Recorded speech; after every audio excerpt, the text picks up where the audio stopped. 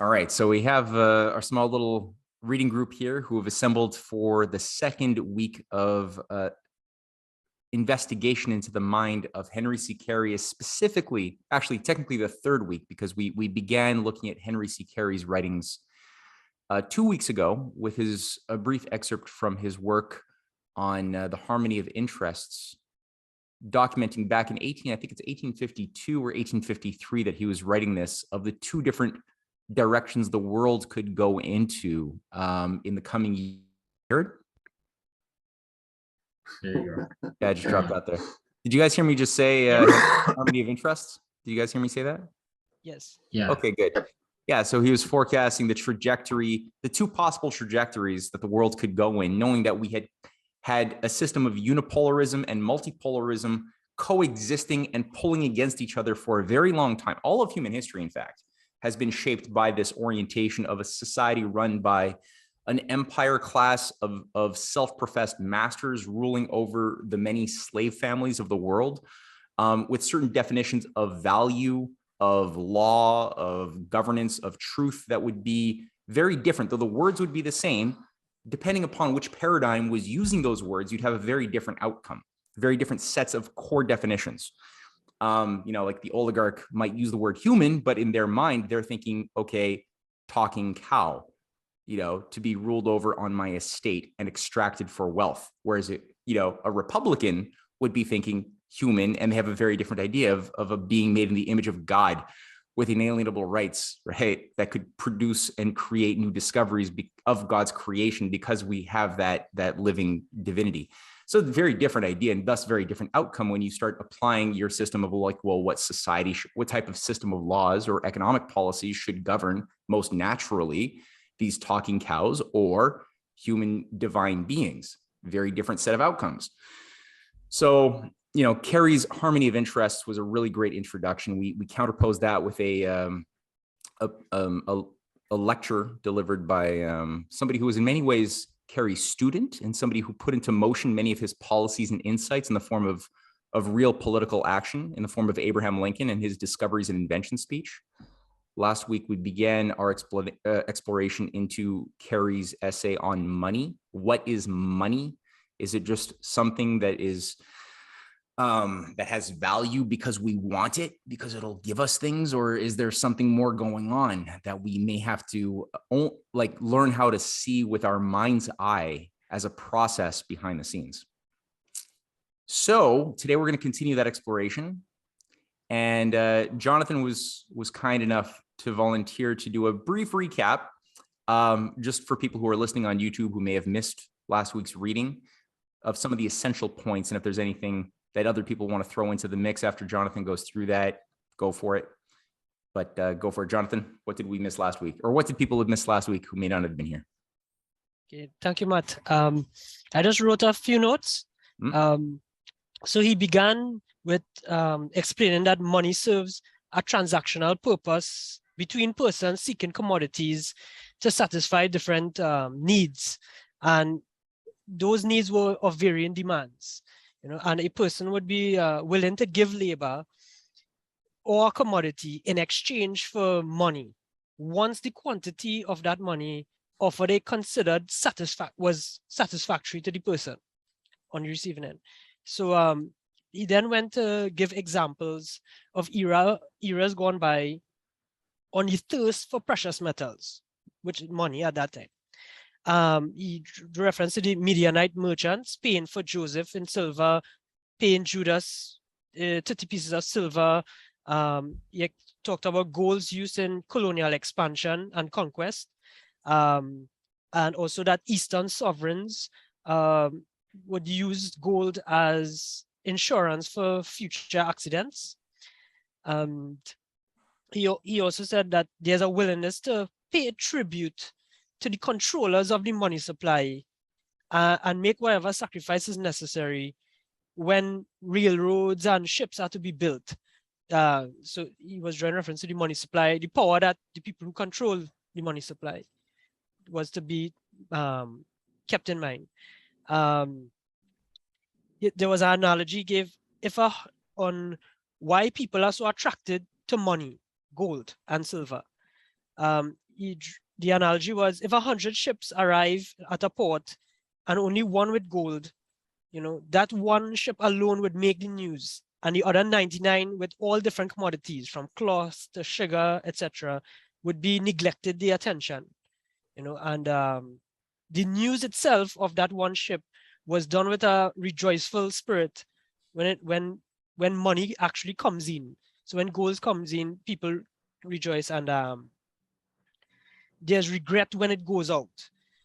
And he was showing that gold is universally accepted of all the other materials. And he gave 3 reasons why. One is there's distinctive qualities of gold and distinctive qualities of man that is connected. And gold facilitates the growth of association, and also it promotes the development of individuality. He also drew reference to, there were some people back then making the argument that this amazement with precious metals, with gold and silver as money, was evidence of ignorance. And he said, because these people were saying you can't eat it, you can't drink it, you can't wear it as clothes. Why people are so amazed at gold as money? And he referred to this as a form of people who point to that direction. They into some call mock science, what he referred to as mock science. But he said, regardless of these people, there were others who were always happy to see gold coming. And the reasons they gave were, it lowered the interest rate for borrowing. There was an ability to actually sell merchandise, the means to sell merchandise and to pay the producers of the merchandise, and the ability to sell labor and provide for one's family. So he drew this, that man's natural instinct looked in this direction of using gold as money, and it was away from the direction by those who were perpetuating mock science, which is a weak invention of man. That's what he referred to it as. And he said, man's instinct is given by God. So the government of man is subject to natural laws. The power of man over matter is limited to effecting changes of place and form. So he was showing that one needs equipment for development, for like railroads and so forth, but another may need the means to produce the equipment, mills and engines and so forth. So changes of ownership would be required to do this. And therefore you need a medium of exchange. And he was referring to this machinery of exchange or medium of exchange as with gold, because gold, the 3 types he referred to as of this exchange was producing changes of place, effecting changes of form, and changes of ownership, and how gold fulfilled these roles.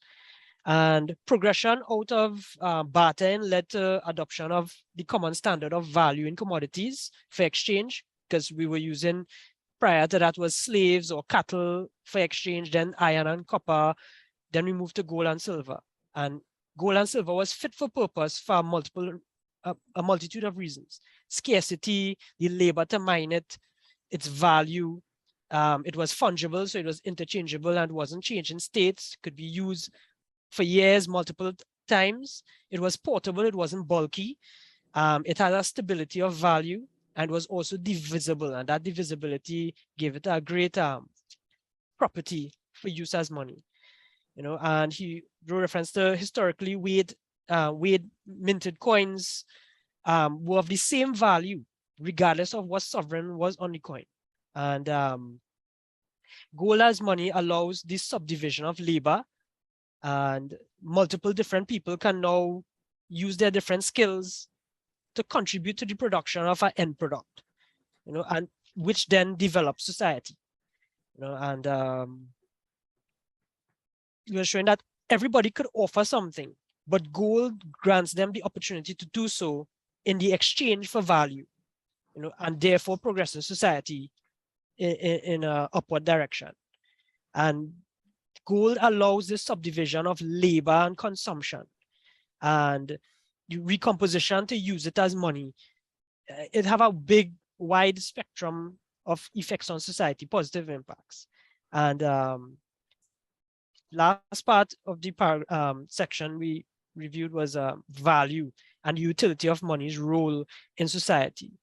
And if it wasn't for money, you wouldn't have this ability to exchange labor and services for food and commodities, etc. And even if we use substitutes like wheat and corn and iron and copper and so forth, it wouldn't be as effective as gold's role as money. And therefore, you would have a decrease in population and a decrease in living standards because these substitutes fail to fulfill gold's role as money. And lastly, he referred to the importance of, he compared the importance of using money and the development towards society as compared to actually having ships just moving materials from port to port. And there's a possibility man could do without all these ships moving from port to port, moving material. Yeah. Because the role of money is so much more than just simply having material to move across borders. And the last part was just about values of commodities changing in different places due to different reasons. That raw materials will always fetch a higher price in like cities and so forth because it have money there that would take this material and use the the forces available to man to make an end product for the benefit of society. It's not bad. It's not bad. Good. Thank you. Yeah, good summary. Anybody else have any I've got a couple of quick little points to throw in to add on to what Jonathan said. Anybody else have any thoughts beforehand or recollections? No, but one of the comments that I would make is, the idea that gold alone, serves the purpose described there. That's true up to a point, but for example, in a major difference between East and West trade was that China valued silver more than it did gold. The Venetians in particular plied that trade and made money at both ends, etc., etc., etc. So one could ask the question, what is it about gold that makes it so extra special?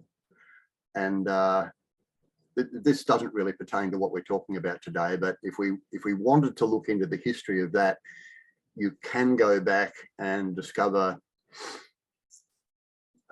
what Dr. Farrell calls paleophysics, for example, and if you know something about the idea of monatomic gold, particular properties of gold that have only recently been rediscovered, but there are sites in the Middle East where it would seem that the production of monatomic gold was known and was practiced many, many, many years ago. I think the historical record shows that the first modern entrance into the Great Pyramid of Giza, when they got to the King's Chamber, they found white powder all over the floor. As I say, that's just an interesting thing. It sort of goes a little bit further as to why was gold specifically seen as so important. Now, everything that Jonathan has just described there in terms of the economics of it makes perfect sense, but there might be something else behind it as well. Well, you got to keep in mind, and I would, as we go into the reading of Henry C. Carey, I want us to let go of any assumptions that we have coming into it about our ideas of economics or whatever else, because we have to, like, I'd really want us to focus on, like, what is Carey actually understanding and trying to communicate to us. One of the key things that keep in mind, he is one of the architects and greatest influences of Lincoln, and specifically Lincoln's greenback system. Now, the greenback system had at its heart a certain gold reserve, like there was a certain idea of relationship of money to gold. But at the same measure, it wasn't just the idea that gold is money. The idea of just being able to transfer your money into gold wasn't necessarily the idea of people like Henry C. Carey either, or Lincoln, but rather that there was a certain reminder that there was this physical value, but the actual paper currency, the money being issued via the greenbacks, which monetized this, all of the money was tied to the greenbacks as a whole, and also the various like 520 bonds. What gave it value was that it was tied to the increase of the productive powers of society. That activity, physically productive activity, would create a quality of abundance and new discoveries, specifically because it was all vectored on this idea of new discoveries and inventions, as Lincoln said in his speech, that would then allow you to then overcome the limits to growth. And that abundance that would be created wasn't just quantitative. It wasn't just having more quantitatively in the future than you do in the present because of investments. It was also both more in quantity, but also in quality that would then allow you to leap over and have new boundary conditions based on new discoveries. So the gold was not itself the source of value, but it was, and you could say the same thing for any precious metal. Precious metals are better than nothing to remind you that there's a physical reality, but it's not that it's because they're there. It's not because that they're rare even, or that because you dig them from the ground, that the money has the value. It's because the money is participating in a process of upward creation and enhancing and uplifting people in that process. So in that sense, the example that Carey gave of the ship versus the furnace, the manufacturing sector, is interesting because he's also taking aim at the British Empire's control of maritime trade routes. And the British Empire is all about keeping everybody cash cropping, right? Indians produce opium. Americans are supposed to produce cotton. Chinese produce tea.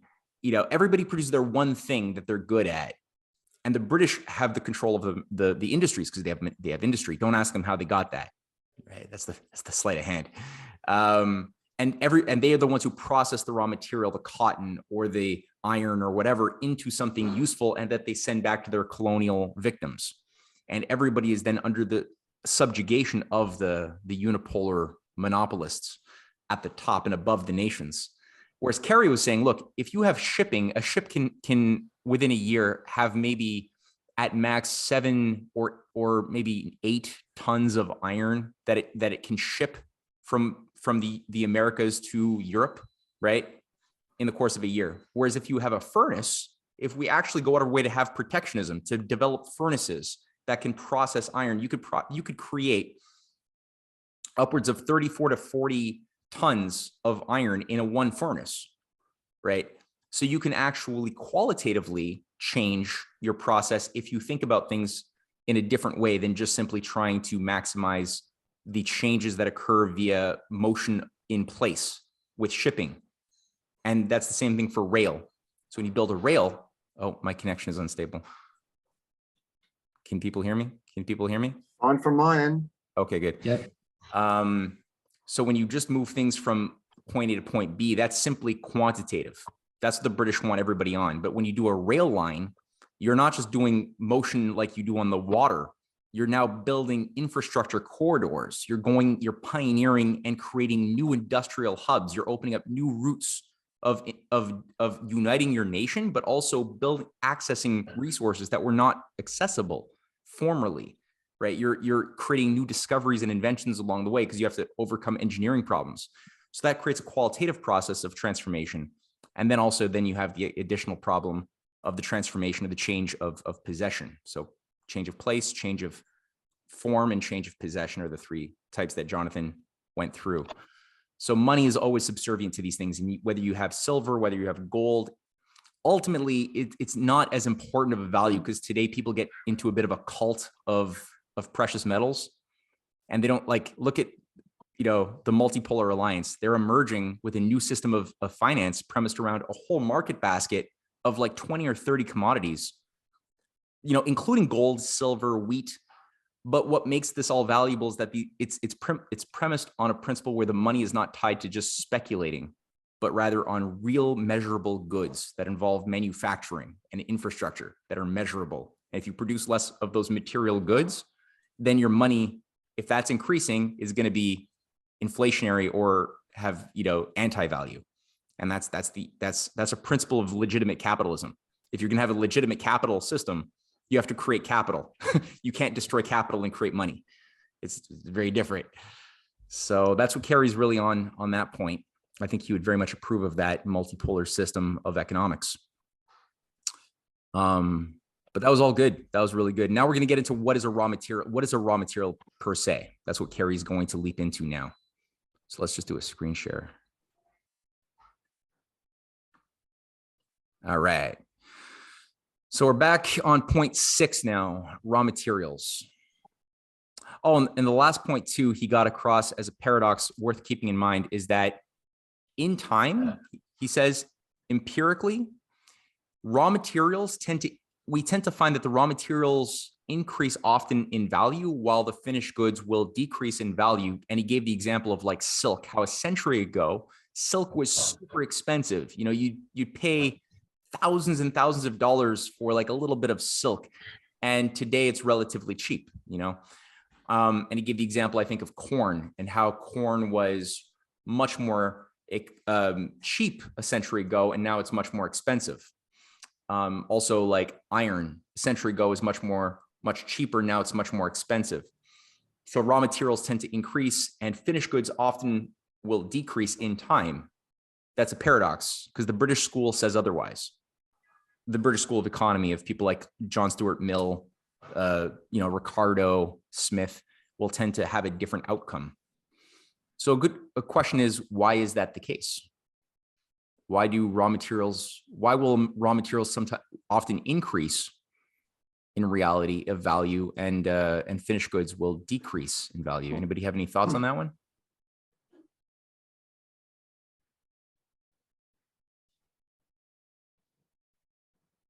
The increase in demand for raw materials would eventually send it up because the more work you have in producing finished products, the increase would be demand increase for the raw materials to do such, and therefore the increase for labor and land, which would drive the prices of that raw material up. Yes. Yeah, that's one key way. Yeah. One key way is, the more your society advances, you find more opportunities to use raw material of iron for many more things. So many more things means many more people want this, meaning the value is going to increase because you're going to have more industry, more application for it. That's key. Yep. And efficiency, because you would devise better ways and more efficient ways of producing the end product. So therefore you would have less cost input in making that end product. Yes. So therefore it doesn't drive the price of it as far increasing as compared to raw materials because of the efficiency to produce more end products because of efficiency over time. Yep. And inversely, why would the finished goods often reduce in cost over time? Like aluminum, in Napoleon's time, aluminum was like only one person in Napoleon's empire had aluminum cutlery, which was Napoleon himself. No one else could afford it. So why is it today that we could buy it at the dollar store? Right? It's the same finished good. Science helped the production of goods. Yeah, effectively. Yeah. You standardize things like, you do at first things are very expensive and then, you start standardizing and figuring out how to do it better, more efficiently through scientific practices, new scientific ideas, but you also standardize. So like in France, they're the most efficient at producing nuclear reactors more than the United States, cost effective wise, because they decided early on that they're going to come to a good design and then just produce as many of those models, which created a streamlined process where the cost went down and down and down. Whereas, in the US, there was more of like, okay, let's not standardize and let's do a whole bunch of different varieties of models, which kept the price higher. Now there's a virtue to that too, because then, you have more, you're not putting all your eggs in one basket. So there's pros and cons. You got to balance that. But overall, you produce things when you increase demand, you increase the power of production and you decrease the price as the thing goes up. So that's why, silk is less expensive in Carey's time than it was 100 years before him and less expensive even today. But now the way in which raw materials change could be a fascinating study. I mean, Declan might want to look at this one. What happened to the cost of cotton, for example, once slavery was abolished? How did the abolition of slavery in the United States affect the cotton industry for the next 50, 100 years, et cetera, and not cotton industry, of course. We're talking about clothing and materials industry, full stop. It would be an interesting study to make, wouldn't it? Mm-hmm. The cost of raw materials suddenly, you had to pay for labor all of a sudden, whereas prior to that, you had slavery. So the costs of cotton were lower. The minute that you get rid of slavery, you change that cost relationship. So, a close study of exactly what happened and how things transformed as a result of that decision to abolish slavery, it might be a really interesting thing to do. Mm-hmm. Somebody's probably done it already. But Yep. Yeah. For sure. yeah, I mean, what I'm saying there is sometimes it's not necessarily a change in scientific understanding or knowledge or even production techniques. It can be a cultural change. Mm-hmm. Good point. Very good point. Yep. Absolutely. And that's why also things like the cotton gin are also important, right? Like, because a cotton gin was able to then replace the labor of like 100 human beings who physically had to do the job that then the technology of the cotton gin could do when it was brought into the system.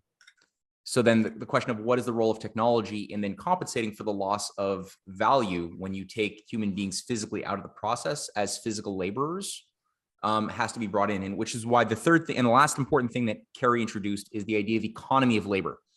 That the labor saving process of the introduction of new technology has an incommensurably positive value to the system that you can't really measure in that mathematical way. Thank you. Said food brought to me. The growth of the tool and die industry. Yep. Really advanced the way we manufacture things better, quicker, more better quality, standardization. Yeah, absolutely. I would like to look at the South and see how they like obviously before the abolition of slavery, it was pretty simple. They had free labor there. It was pretty cheap to produce cotton and you didn't have to pay anybody to work. And Yeah. so how did their economy change after they had to actually pay for their labor? And did they progress more after that? Because before the Civil War, they were stuck because it was cheaper, the cheapest thing to do to produce cotton. Yeah. Yeah. Yep. No, that we're actually trying to get a class on that soon on the principles of Reconstruction and how it was aborted, subverted, destroyed by the deep state under Ulysses S. Grant. And because Ulysses S. Grant was a really good person, but there was this whole deep state thing that really worked hard to destroy the vision of Lincoln and Grant to really create a full-blown industrial South. That didn't happen. Why didn't, there was like half of the state legislature, the state Senate of South Carolina were Black people by the late 1870s. And by like 1950 or 55, Martin Luther King was just beginning to fight against lynch mobs and the mass killing of Black people and trying to fight for the right to vote. But it's like, why is it a century earlier you had, half of the state Senate of South Carolina was Black people? How did that go nowhere, right? It was because you had this entire fifth column deep state operation creating the KKK, creating the John Crow laws, creating all Jim Crow laws, creating everything else that set history back where it should have moved forward. So anyway, let's put that on pause because that's going to be a class soon. We're going to get somebody to speak on that and answer that question, Declan, I promise. And let's jump into raw materials. What are raw materials according to Henry C. Carey, and how should we think about them? So who wants to be today's reader? I'll happily read for a while. Yeah, go for it, Paul. So we're starting from number 6. Yes, sir. Okay. Raw material tends with the progress of men in wealth and civilization to rise in price. What, however, is raw material? In answer to this question, we may say that all the products of the earth are, in their turn, finished commodity and raw material. Coal and ore are the finished commodity of the miner, and yet they are only the raw material of which pig iron is made. The latter is the finished commodity of the smelter, and yet it is but the raw material of the puddler and of him who rolls the bar. The bar again is the raw material of sheet iron, that in turn becoming the raw material of the nail and the spike. These in turn become the raw material of the house, in the diminished cost of which I found concentrated all the changes that have been observed in the various stages of passage from the rude ore, lying useless in the earth, to the nail and the spike, the hammer and the saw, required for the completion of a modern dwelling. In the early and barbarous ages of society, land and labour are very low in price, and the richest deposits of coal and ore are worthless. Houses being then obtained with exceeding difficulty, men are forced to depend for shelter against wind and rain upon holes and caves they find existing in the earth.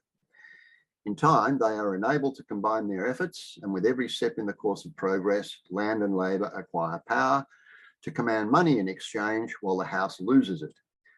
As the services of fuel are more readily commanded, pig iron more easily obtained, both in turn facilitate the making of bars and sheets, nails and spikes, and all of these facilitate the creation of boats, ships and houses.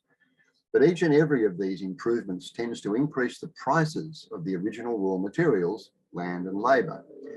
At no period in the history of the world has the general price of these latter been so high as in the present one. At none would the same quantity of money have purchased so staunch a boat, so fleet a ship, or so comfortable a house. The more finished a commodity, the greater is the tendency to fall of price, all the economies of the earlier processes being accumulated together in the latter ones. Houses thus profit by all improvements in the... Sorry. Whoops, need to Sorry. scroll up. Yeah. In the making, whoops. In the making of bricks, in the quarrying of stone, in the conversion of lumber, and in the working of the metals. So too is it with articles of clothing. Every improvement in the various processes of spinning, weaving and dyeing, and in the conversion of clothing into garments being found gathered together in the coat. The more numerous these improvements, the lower being its price, and the higher that of the land and labour to which the wool is due. With every stage of progress in that direction, there is an increasing tendency towards an equality in the prices of the more and the less finished commodities, and towards an approximation in the character of the books, clothing, furniture and dwellings of the various portions of society. With constant increasing power to maintain commerce between these countries which do and those which do not yield the metals which constitute the raw material of money. For proof of this, we may look to any of the advancing communities of the world. In the days when the French peasant would have been required to give an ox for a ream and a half of paper, wine was much higher than it is at present. Peaches were entirely unobtainable. The finer vegetables now in use were utterly unknown. A piece of refined sugar or a cup of tea or coffee were luxuries fit for kings alone. And an ell of Dutch linen exchanged for the equivalent of 60 francs, $11.25. Now, the price of meat having wonderfully increased, the farm labourer is better paid. And the consequences are seen in the fact that with the price of an ox, the farmer can purchase better wine than was drunk by kings, that he can obtain not only paper, but books and newspapers, that he can eat apricots and peaches, that sugar, tea and coffee have become necessaries of life, and that he can have a supply of linen, which would, in earlier times, have almost sufficed for the entire household of a nobleman. Such are the results of an increase in the facility of association and combination among men. And if we now desire to find the instrument to which they are most indebted for the power to combine their efforts, we must look for it in that to which we have given the name of money. Such being the case, it becomes important that we ascertain what are the circumstances under which the power to command the use of that instrument increases, and what are those under which it declines.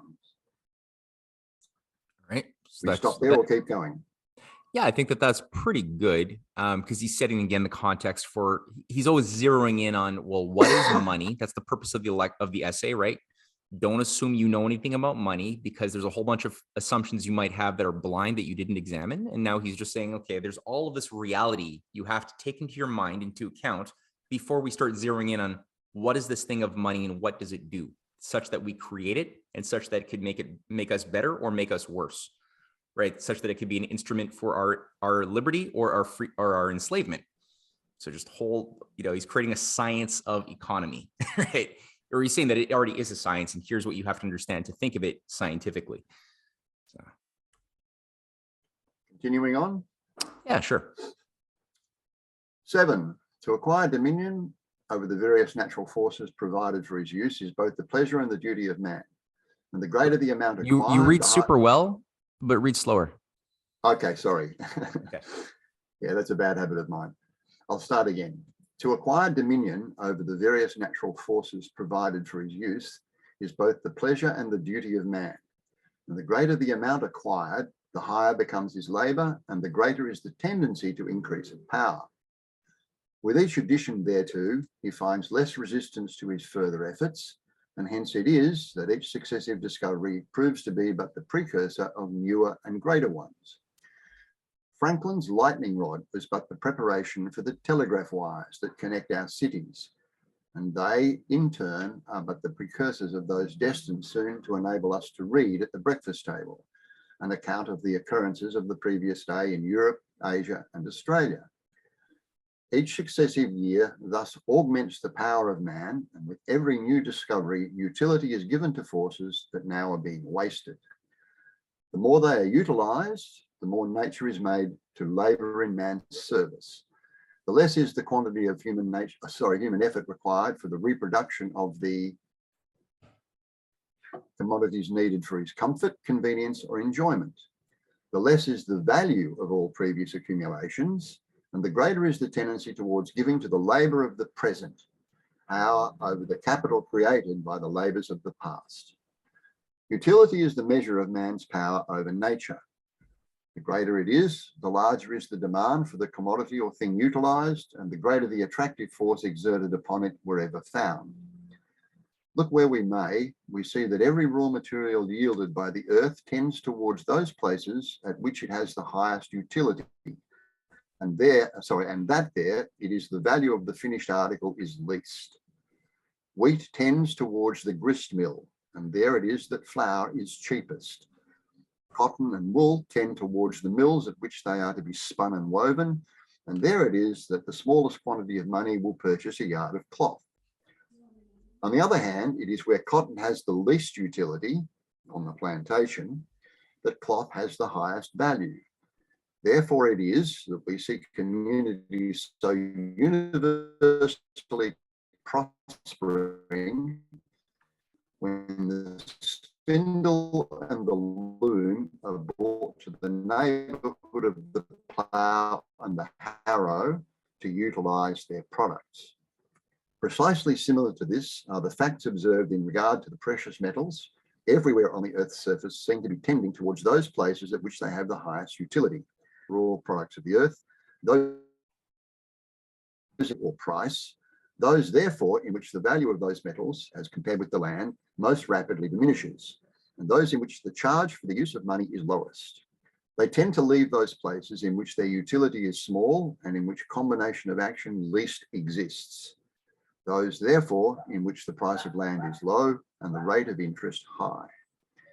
In the first, there is a daily tendency towards increase in the freedom of man, whereas in the last, the tendency is in the opposite direction, towards the subjugation of man to the control of those who live by the expenditure of taxes, rent, and interest. Desiring evidence of this, we have but to look around us at the present moment and see how oppressively rent and interest operate upon the poorer portions of society. How numerous are the applications for the smallest office, and above all, how great has been the increase of pauperism in the past 3 years, in which our exports of specie have been so large. Looking to Mexico. So far, so good. Is everyone sort of following the gist of what he's getting at?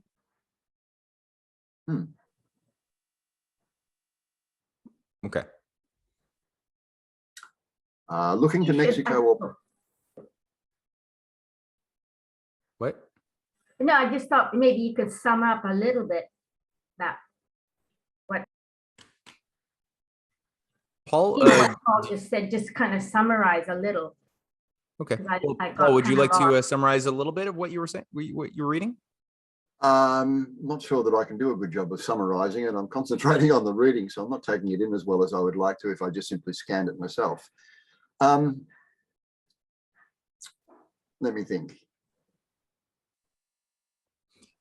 Well, he's getting at the relationship of manufacturing, raw materials, and our use of these things, and price, right? Value, how that changes according to the relationship of these three things. Because you have goods that are created, but you can't use like wood from nature. You can't use just, if you give me a ton of iron ore in front of me, I couldn't use it. It would have low value for me personally as a consumer.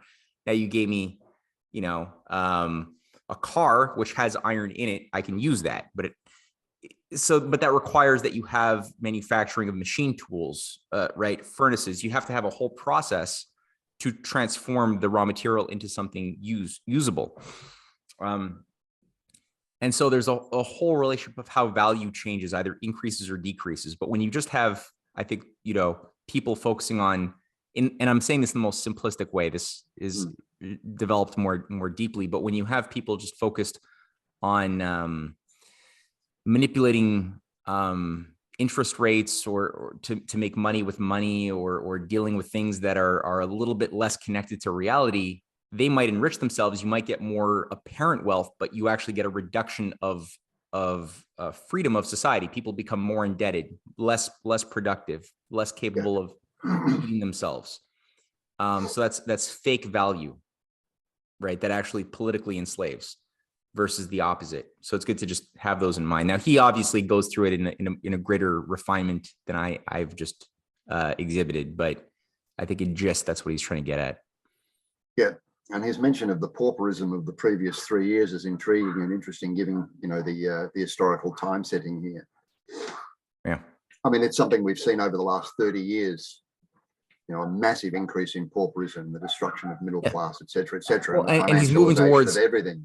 And they're moving towards the Civil War, right? This is 1858. So just keep that in mind. He's aware that the trajectory is to such a breaking point of enslavement, increasing enslavement, not just of the official slaves, but also of the so-called free people who are also being economically enslaved. So everybody's being brought to an unbearable position where something is going to give, unless certain principled changes are made that could steer us onto a better course. Continuing on. Yep. Looking to Mexico or Peru, to California or Siberia, we see but little of that combination of action required for giving utility to their metallic products. Little value in land and interest higher than in any other organized communities in the world. Following those products, we see them passing gradually through the West towards the cities of the Atlantic or through Russia to St. Petersburg.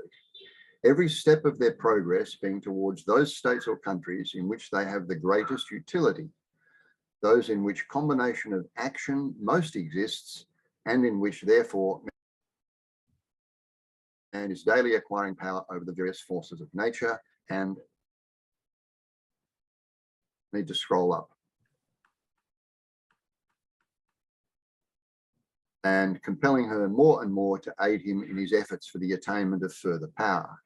So there's 2 points here that are key in all of Henry C. Carey's writings, is the increased association of interest, as he says here, he words it as combination of action. So when you have the consumer action and the productive action increasingly moving closer and closer together, you have a harmony of interest. You have a harmonization where the nation as a whole is more powerful because you don't have to wait. Let's say today, look at an incompetent system, right? As a contrast, under globalization, we've been making ourselves addicted to cheaper and cheaper and cheaper goods, made it lower and lower quality of technology in Asia and China, which is then sent halfway around the world to feed us, to give lower quality products than we used to do when we made these things ourselves, not 50 years ago or more, at a higher quality of production, right? But right there, we were producers and consumers in one society. Now we're just consumers who are dependent upon the production that is occurring elsewhere. And the idea was, obviously, I'm just going to throw this in, that China never develops a consumer society base as well. They were always supposed to stay slave labor, cheap labor, and just send stuff slowly over the oceans over 30 or 40 days to us, right? The amount of energy and labor and material cost is insane compared to what you're actually paying for the goods at lower quality. And the loss of political freedom is insane too, because you can't stand up for yourself. Whereas, so that's one thing that Henry C. Carey is saying, a law of nature is the increase of the powers of association in every nation. That's a good thing. When that's increasing, you're doing it right. The other thing is mind over matter. The powers of mind increase over the powers of nature when the condition of moral knowledge happens. So when you discover something and share it, both the discovery is the logical side or the scientific side, but then the sharing is the moral side of a new law of nature that was hitherto unknown, then all of a sudden your power to have greater freedom of like flying with the knowledge of aerodynamics increases, right? When you are obedient to that new law that you have discovered and then you share it. You don't just keep it or withhold it for an elite, but you can actually make it part of the productive process. So there's this interplay of us and the universe's laws that flow back and forth as we discover the universe grants us greater power and freedom to sustain a greater quantity of people at a higher quality of life. It's a provable thing. So power of mind over matter is another theme of all of Henry C. Carey and Lincoln's works and writings. So those two things came up in the last section, and I just wanted to make that really explicit. And then he's comparing that to places that don't do that, where there's a low St. Petersburg at the time that he's writing in the 1850s. Not a lot of manufacturing, right? It's all agricultural, all agrarian, feudal. Goods have to travel a really long way to make it from a productive zone where some piece of equipment can be produced in a factory all the way to the farm. That's a lot. That's a very slow rate of change, and the farm's goods take a long and slow period of motion to make it to the urban areas, which are few and far between. So not a lot of power of association there. A lot of discrepancy or schism between the producers and the consumers, which is the heart of Marxism, by the way. That's part of the Marxist philosophy of like a class struggle. That there's always a clash between producers, consumers, industrialists, agriculturalists. You can't harmonize that in his world for a certain reason. Continuing. Sure. 8. For more than a century, Great Britain constituted the reservoir into which was discharged the major part of the gold and silver produced throughout the world. There it was that the artisan and the farmer were most nearly brought together. The power of association most existed. The ultimate raw materials of commodities, land and labour, were most utilised, and the consumption in the arts of gold and silver was the greatest. Now, the state of things is widely different. From year to year, the land of the United Kingdom has become more consolidated, the little proprietor having been superseded by the great middleman farmer and the mere day labourer. And the result is seen in the fact that Great Britain has passed from being a place at which commodities are produced to be given in exchange for the produce of other lands, to being a mere place of exchange for the people of those lands. With each successive year, there is a decline in the proportion borne to the whole population by the producing classes, and an increase in that borne by the non-producing ones, with corresponding diminution in the power to retain the products of the mines of Peru and Mexico. The gold of California does not, as we know, to any material extent, remain among ourselves. Just so you know, I just liked how he just took a jab at the decay of Britain, which once had a greater ratio of producers to simply useless components of the society, people who are just part of the services and financial sector. And he's like, as you lose that, you lose so many other things when that proportion goes in the wrong direction.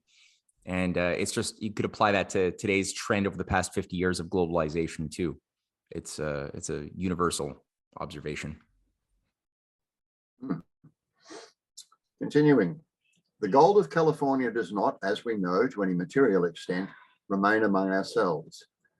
Touching our Atlantic coast, only to be transferred to steamers that bear it off to Great Britain, it there meets the product of the Australian mines, the two combined amounting to more than $100 million a year. Both come there, however, merely in transit, being destined ultimately to the payment of the people of continental Europe, who have supplied raw materials that have been converted and exported, or finished ones that have been consumed. Much of it goes necessarily to France, whose exports have grown in the short period of 20 years from 500 million francs to 1,400 million, and have steadily maintained their commercial character. Manufacturers are there, the handmaids of agriculture, whereas in the United Kingdom, they are, with each successive year, becoming more and more the substitutes for it. To a small quantity of cotton, silk, and other raw materials of different lands, France adds a large amount of the produce of her farms, thus entitling herself not only to receive, but to retain for her own uses and purposes nearly all the commodities that come to her from abroad. Her position is that of the rich and enlightened farmer who sells his products in their highest form, thus qualifying himself for applying to the support of his family, the education of his children, and the improvement of his land. The whole of the commodity is received in exchange. That of Britain is the position of the trader who passes through his hands a large amount of property, of which he is entitled to retain the amount of his commission and nothing more. The one has immense and wonderfully growing commerce, while the other performs a vast amount of trade. Precious metals are steadily flowing to the north and east of Europe, and among the largest of their recipients we find northern Germany, now so rapidly advancing in wealth, power, and civilization, leading to World War I. Denmark and Sweden, Austria and Belgium, following in the lead of France in the maintenance of the policy of Colbert, are moving in the same direction, and the consequences are seen in the growing habit of association, attended with daily augmentation on the amount of production and in the facility of accumulation, as exhibited in the building of mills, the opening of mines, the construction of roads, and the constantly augmenting power to command the services of the precious metals. The causes of these phenomena are readily explained. Raw materials of every kind tend towards those places at which employments are most diversified, because there it is that the products of the farm command the largest quantity of money. Gold and silver follow in the train of raw materials, and for the reason that where the farmer and the artisan are most enabled to combine, finished commodities are always cheapest. When Germany exported corn and wool, they were cheap, and she was required to export gold to aid in paying for the cloth and paper she imported, because they were very dear. Now she imports both wool and rags. Her farmers obtain very high prices for their products and are enriched, and the gold comes to her because cloth and paper are so cheap that she sends them to the most distant quarters of the world. So it is with France, Belgium, Sweden, and Denmark, all of which are large importers of raw materials and of gold. In all these countries, raw materials rise in price, and the greater the tendency to rise, the more rapidly must the current of the precious metals set in that direction. The country that desires to increase its supplies of gold and thus lower the price of money is, therefore, required to pursue that course of policy tending most to raise the prices of raw material and lower those of manufactures. This, however, is directly the opposite of the policy advocated by the British school, which seeks in the cheapening of all the raw materials of manufactures the means of advancing civilization. I love that. That's so good. That's a great statement, isn't it? Yeah, I'm going to be transcribing that and using that a lot. But that's it. That's it. Like, why is it that finished goods have decreased in value over the past 50 years for the most part in our consumer society, right? If you think about it, like dollar stores were unheard of. The idea of going to dollar stores was the dumbest thing in the world a few generations ago.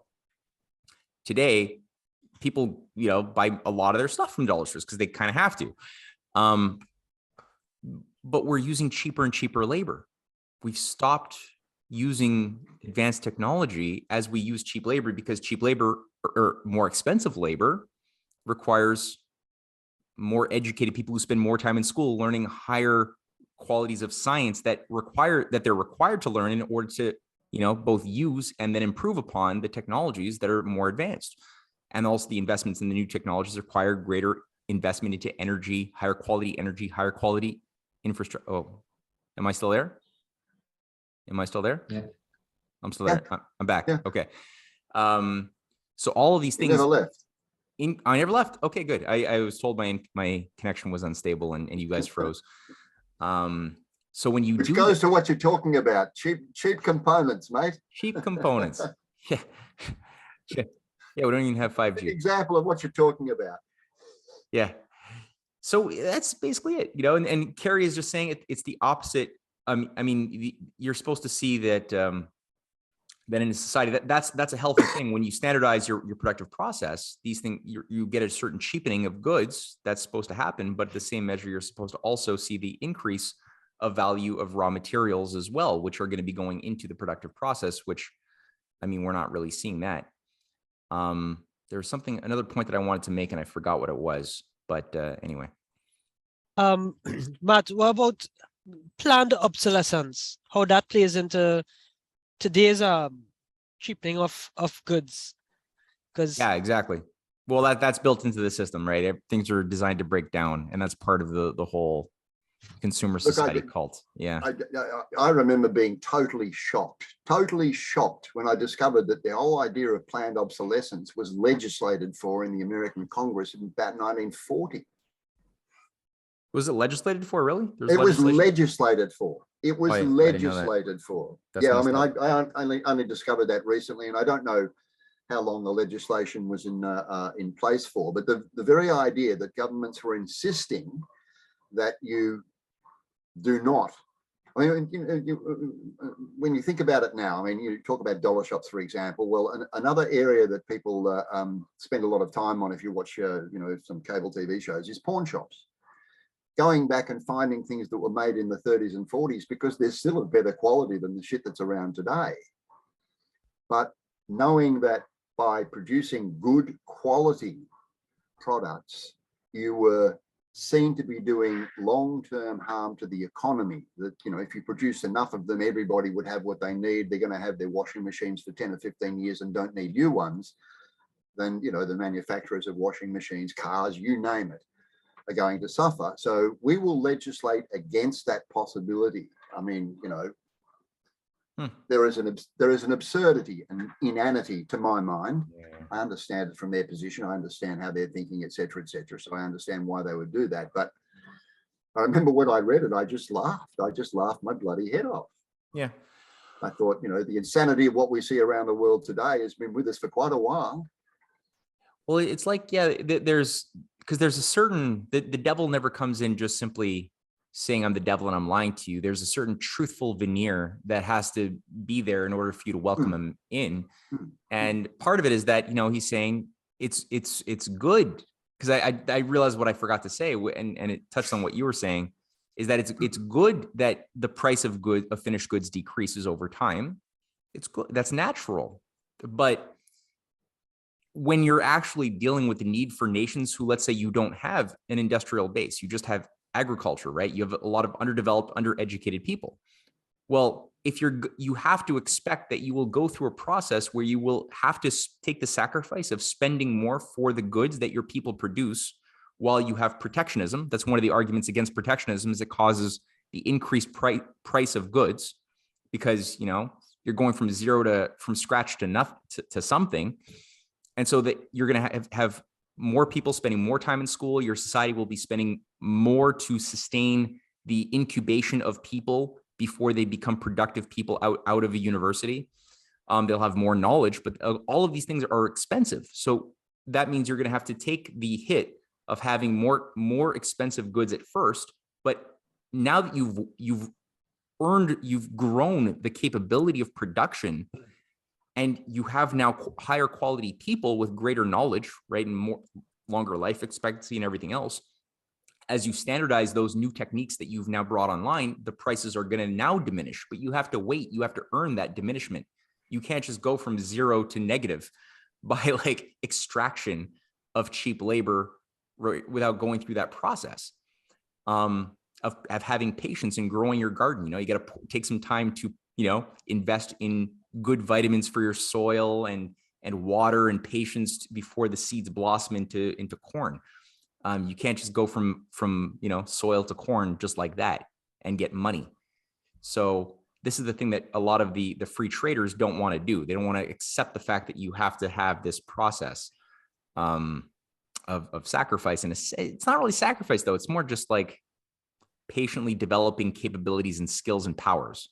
They don't want to think about those things because you can't, wrap the mind around it in a mathematical way so easily. But it's a very natural and human thing to do. This is why China is successful in the past 40 years, why they've been able to develop capabilities.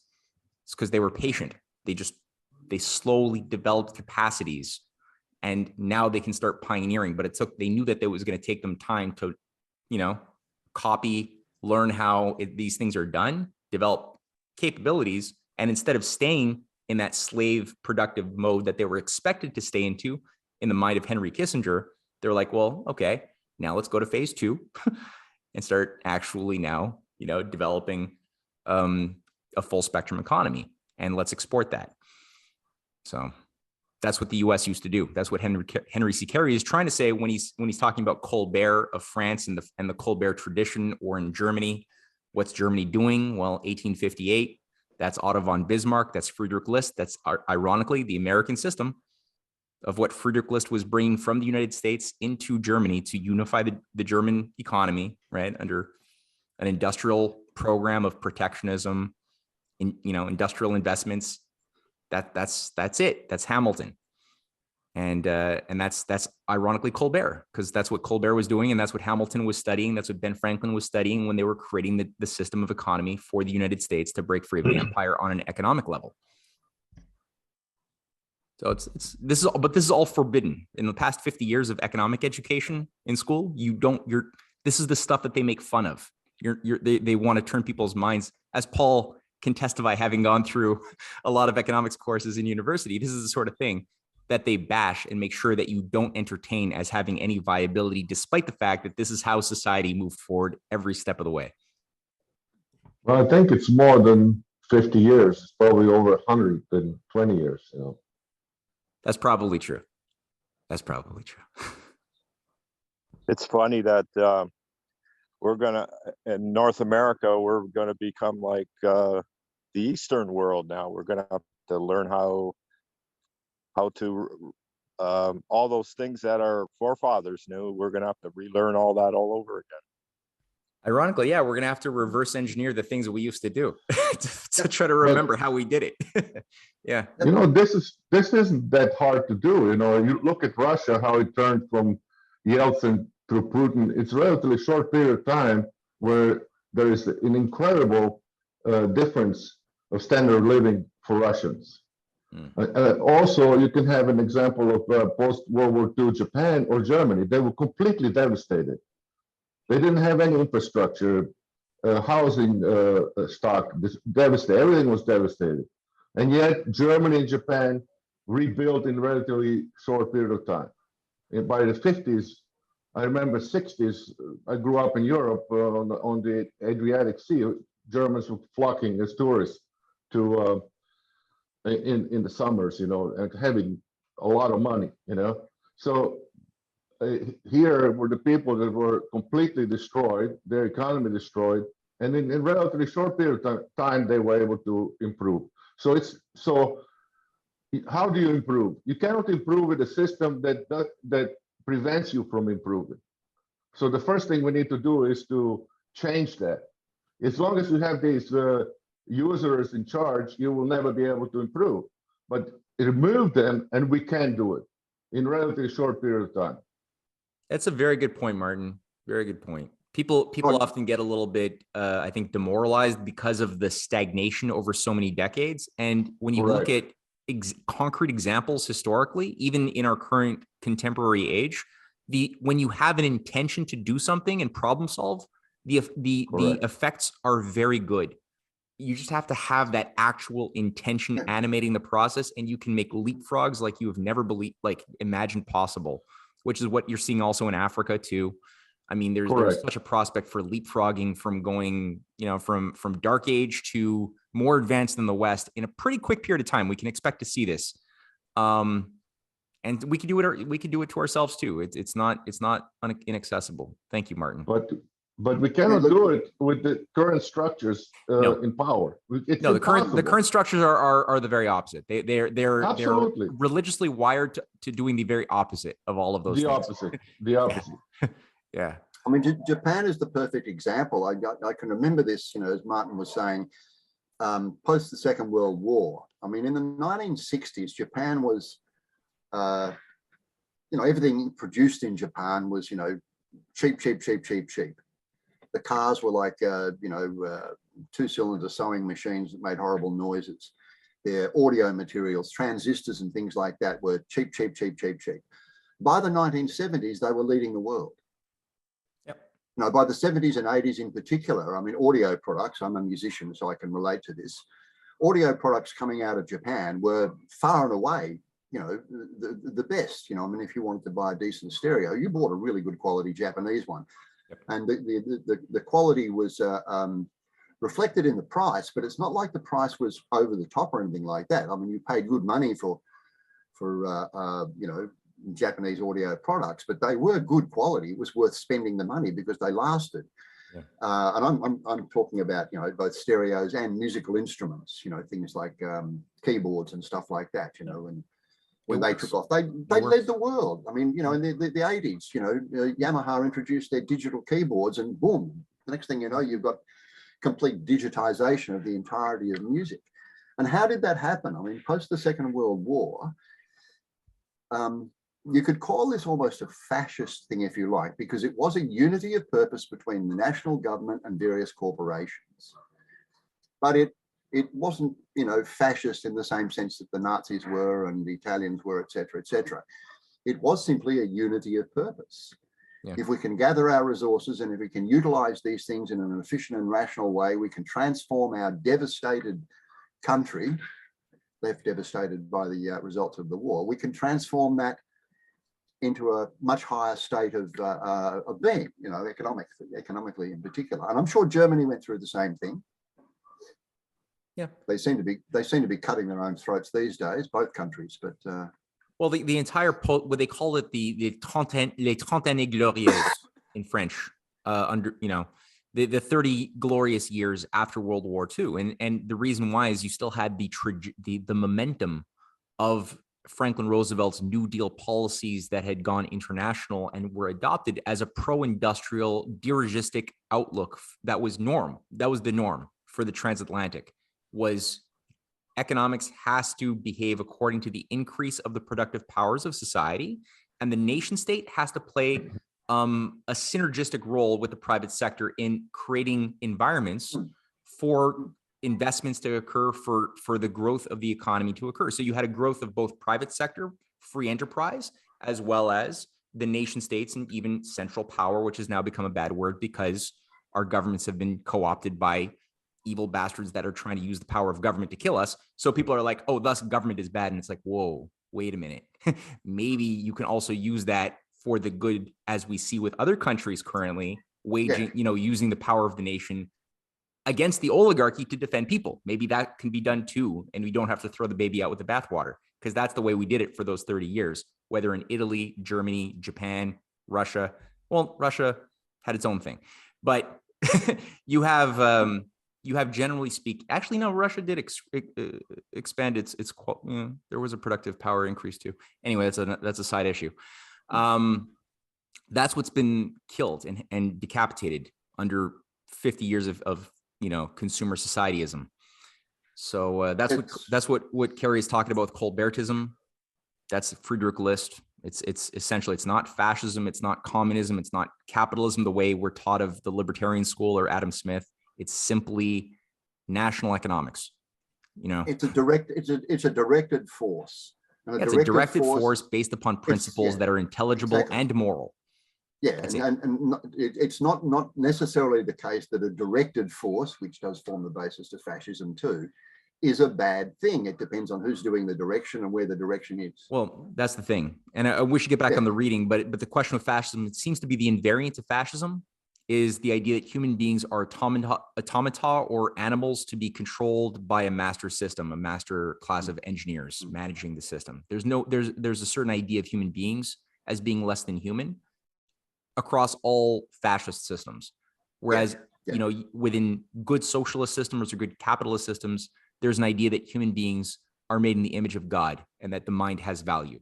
And then bad capitalist and bad socialist systems are basically oligarchical fascist feudal systems that have a socialist or capitalist veneer that just want to, use whatever they can get their hands on to enslave.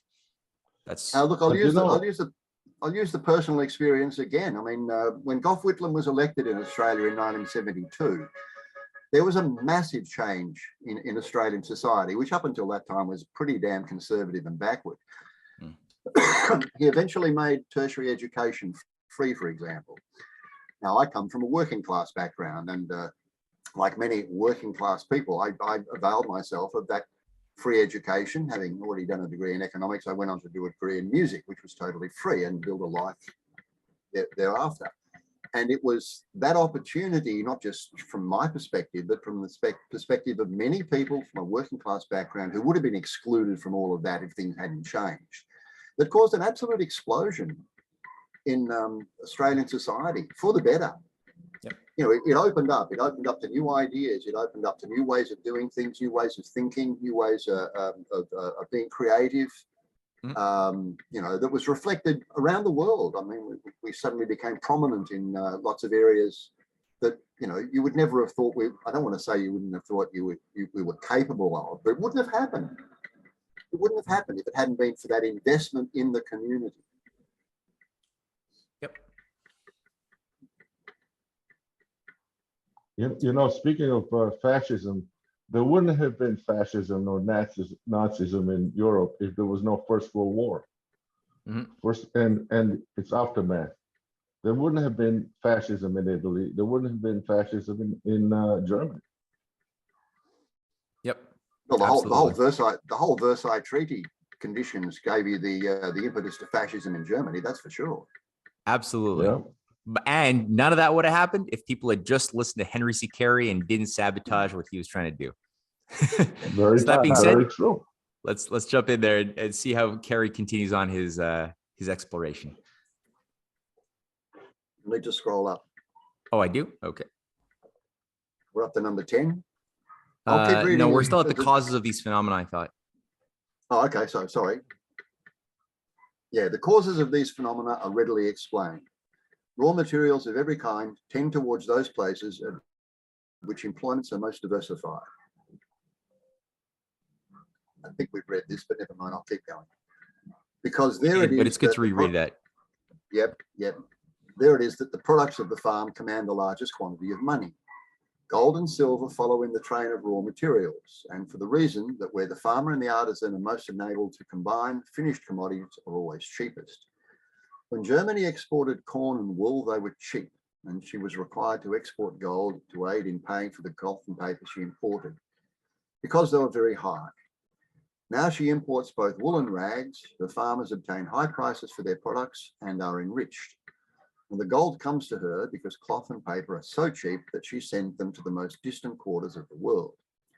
So it is with France, Belgium, Sweden, and Denmark, all of which are large importers of raw materials and of gold. In all those countries, raw materials rise in price, and the greater the tendency to rise, the more rapidly must the current of the precious metals set in that direction. The country that desires to increase its supplies of gold and thus lower the price of money is, therefore, required to pursue that course of policy tending most to raise the prices of raw material and lower those of manufactures.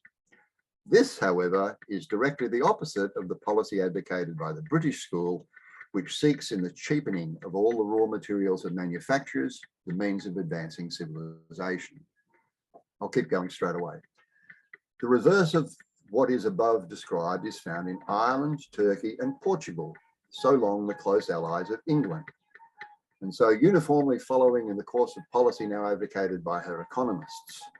From each and all of them, there has been an unceasing drain of money, the disappearance of the precious metals having been followed by decline in the productiveness of agriculture and the prices of commodities in the value of land and in the power of man.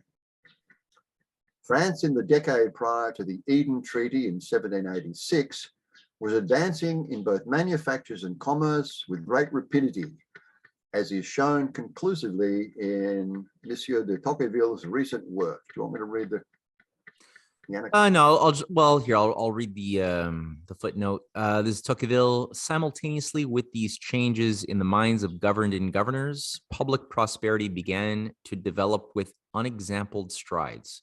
This is shown by all sorts of evidence. Population increased rapidly, wealth more rapidly still. The American War did not check the movement. It completed the embarrassment of the state. but did not impede private enterprise. Individuals grew more industrious, more inventive, richer than ever. An official of the time states that in 1774, industrial progress had been so rapid that the amount of taxable articles had largely increased. On comparing the various contracts made between the states and the companies to which the taxes were farmed out at different periods during the reign of Louis XVI, one perceives that the yield was increasing with astonishing rapidity. The lease of 1786 yielded 14 millions more than of 1780.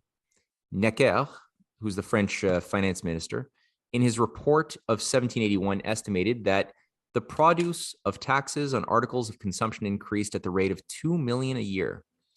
Arthur Young states that in 1788, the commerce of Bordeaux was greater than that of Liverpool, and adds that of late years, maritime trade has made more progress in France than in England. The whole trade of France has doubled in its last 20 years. That's Tocqueville, The Old Regime and Revolution, page 210.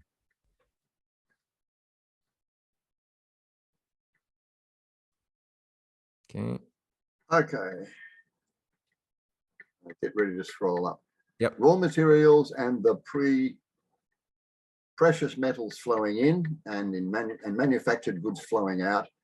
The result was seen in a daily increasing tendency towards the division of land, the improvement of agriculture, and the increase of human freedom.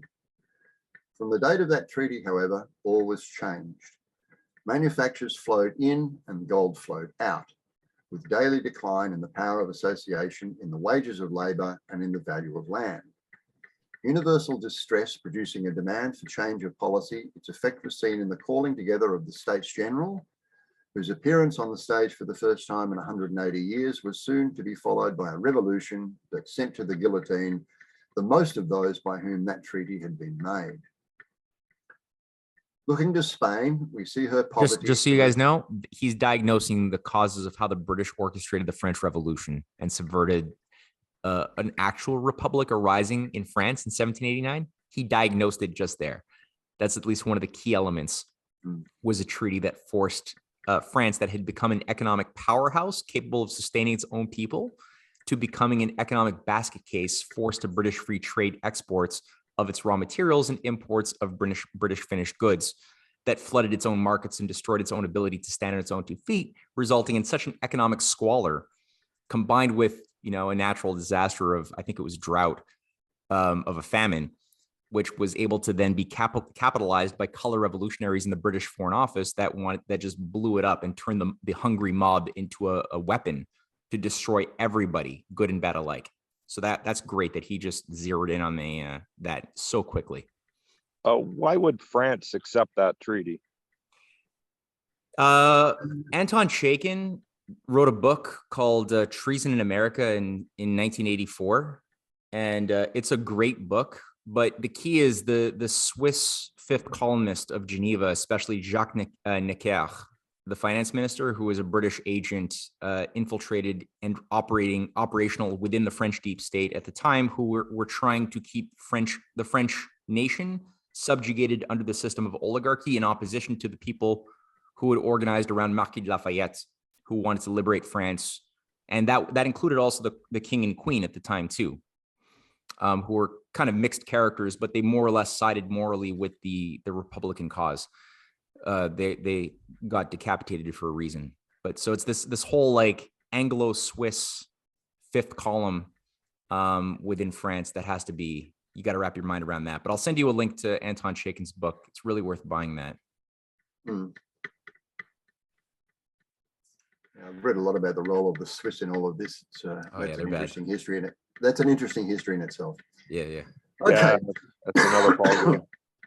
Yeah. I'm sorry I keep coughing, folks. I'm coming off a week, 10 days of isolation here in the house. Everybody here has COVID. Okay. We're all over it now, but I've got this dry cough. Anyway, looking to Spain, we see her poverty to have steadily increased from the hour when, by expelling her manufacturing population, she rendered herself dependent upon the workshops of other countries. Mistress of Mexico and Peru, she acted merely as the conduit through which their wealth passed to the advancing countries of the world, as is now the case with Great Britain and the United States. Turning next to Mexico, we see her to have been declining steadily in power from the day on which she obtained her independence, and for the reason that from that date her manufactures began to disappear. From year to year, she became more and more dependent upon the trader and more compelled to export her commodities in their rudest state, as a necessary consequence of which her power to retain the produce of her mines is constantly diminishing. 11. The facts thus far presented may now be embodied in the following propositions. Raw materials tend towards those countries in which employments are most diversified, in which the power of association most exists, and in which land and labour tend most to rise in price. Industrial nations. The precious metals tend towards the same countries, and for the reason that there it is that finished commodities are least in price. The greater the attractive force exerted upon those raw materials and this gold, the more does agriculture tend to become a science, the larger are the returns to agricultural labour. The more steadily and regular becomes the motion of society, the more rapid is the development of the powers of the land and of the men by whom it is occupied. The larger is the commerce and the greater the progress towards happiness, wealth, and power. Hey, just quick, Paul, do you have like a tappy sound happening in your vicinity? Like something like that? No, the only sound in my vicinity is a fan. Oh, okay. And that's been on the entirety of the time, tropical country and all. Yeah. I'm not hearing any tapping sound. Okay. Maybe it was the fan. It's okay. All right. Yeah, okay, sorry. Maybe I'm unconsciously tapping my feet on the ground. I'm a drummer after all. Raw materials tend from those countries in which employments are least diversified, those in which the power of combination least exists, and those consequently in which land and labour are least in price. The precious metals too tend to leave those countries because there it is that finished commodities are dearest. The greater the expulsive force that is thus exhibited, the slower is the circulation of society, and the smaller is the amount of commerce. The more rapid is the exhaustion of the soil, the lower is the condition of agriculture. The less is the return to the labours of the field, the lower are the prices of the products of the farm, the less is the regularity of the motion of society, the greater is the power of the trader, and the stronger is the tendency towards pauperism and crime among the people and towards weakness in the government. Interesting. The portions of the world from which the precious metals flow, in which agriculture declines and men become less free, are those which follow in the lead of England, preferring the supremacy of trade to the extension of commerce. Ireland, Turkey, Portugal, India, Carolina, and other exclusively agricultural countries. The portions towards which they flow are those which follow in the lead of France, preferring the extension of commerce to the enlargement of the trader's power. Germany and Denmark, Sweden and New England are in this position. In all of these, agriculture becomes more and more a science as employments become diversified. The returns to agricultural labour increasing as the prices of raw materials tend to rise. In all the countries to which they flow, the prices of raw materials and those of finished commodities tend to approximate, the farmer giving a steadily diminishing quantity of wool and corn in return for a constant quantity of cloth and iron. In those from which they flow, those prices become from year to year more widely separated, the farmer and the planter giving a steadily increasing quantity of wool and corn for a diminishing quantity of iron or of cloth. Such are the facts presented by the history of the outer world, of both the present and the past. How far they are in accordance with our own experience, we may now inquire. Yeah, so there is a law of economy, and it has a lot to do with this question of a certain, there's certain principles as we're coming to see. And that force of attraction is a vital component. The power of association, either increasing or decreasing, super important. And if you don't have manufacturing, and if you're reducing your power of having your own manufacturing, someone's going to produce for you, and you're going to have less sovereignty. You're going to have less ability to direct, and thus less power to also command the direction of your own society in any place that you want to go. And all of the values and everything else are going to be associated with that reduction of power to act, and also increase of slavery, by a small grouping of people who control the means of production or the flow of trade. Or the money that finances it. Mm-hmm. 12, the mining communities of the world having raw products to sell and needing to purchase finished commodities. The gold and silver they produce flow naturally to those countries that have such commodities to sell, and not towards those which have only raw materials to offer in exchange. India has cotton to sell. Ireland and Turkey have grain. Brazil has sugar and coffee, while Alabama has only cotton, for which reason it is that money is always scarce in those countries and the rate of interest high.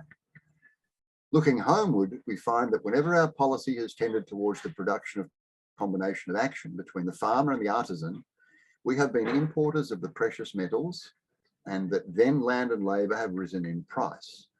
The contrary effect has invariably been produced whenever our policy has tended to the diminution of association and the production of a necessity for looking abroad, for making all our exchanges of food and wool, cloth and iron, limited, however, for the period immediately following the change by the existence of a credit that has enabled us to run in debt to Europe, and thus for a time to arrest the export of the precious metals. What was the precise course of the trade in those metals during the 30 years preceding the discovery of the California gold deposits is shown by the following figures. I won't read through the figures, but you can take note of them. Yeah, we have here from 1821 to 1850, and he's got little tranches of changes in the ratio of excess exports to excess imports, beginning with 12,500,000 in 1821 to 25. There's a huge excess imports, isn't there, from 1826 to 1847, from 4 million to 39 million. Oh my God, yeah, it's a huge. That's a huge jump. Yeah. Yeah. Gold deposits, same thing happened in Australia, particularly where I come from, state of Victoria, the city of Melbourne. In the closing years of the free trade system of 1817, the average excess of specie export was about 2.5 million a year. To this, adding a similar amount only for the annual consumption, we obtained absolute diminution of 5 and 20 millions, while the population had increased about 10%. Under such circumstances, it is no matter of surprise that those years are conspicuous amongst the most calamitous ones in our history.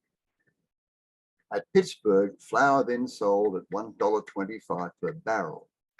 Wheat throughout Ohio would command but 20 cents a bushel, while a ton of bar iron required little short of 80 barrels of flour to pay for it. Expensive iron. Such was the state of affairs that produced the tariff of 1824, a very imperfect measure of protection, but one that, imperfect as it was, changed the course of the current and caused a net import in the 4 years that followed of 4 million of the precious metals. In 1828, there was enacted the first tariff tending directly to the promotion of association throughout the country, and its effects exhibit themselves in an excess import of the precious metals, averaging 4 million a year, notwithstanding the discharge in that period of the whole of the national debt that had been held in Europe, amounting to many millions. Putting together the discharge of debt and the import of coin, the balance of trade in that period must have been in our favour to the extent of nearly 50 million, or an average of about 10 million a year. As a consequence, prosperity existed to an extent never before known. The power to purchase foreign commodities growing with such rapidity as to render it necessary greatly to enlarge the free list. And then it was that coffee, tea, and many other raw commodities were emancipated from the payment of any impost. Thus did efficient protection lead to freedom of commerce abroad and at home, such as had never before existed. Right. So you guys get that? What he's getting at there? No, I don't. Okay, the dichotomy between free trade versus protectionism is false. That free trade isn't intrinsically bad, though people say that's what Carey is saying. It's not. He's saying that free trade is actually a good, desirable outcome, but you have to get at it. You have to earn it. You can't just have it, because the reality is there are political agendas with power that want to destroy nation states, right? That actually don't want to play by a fair set of rules. So it's not an equal playing field.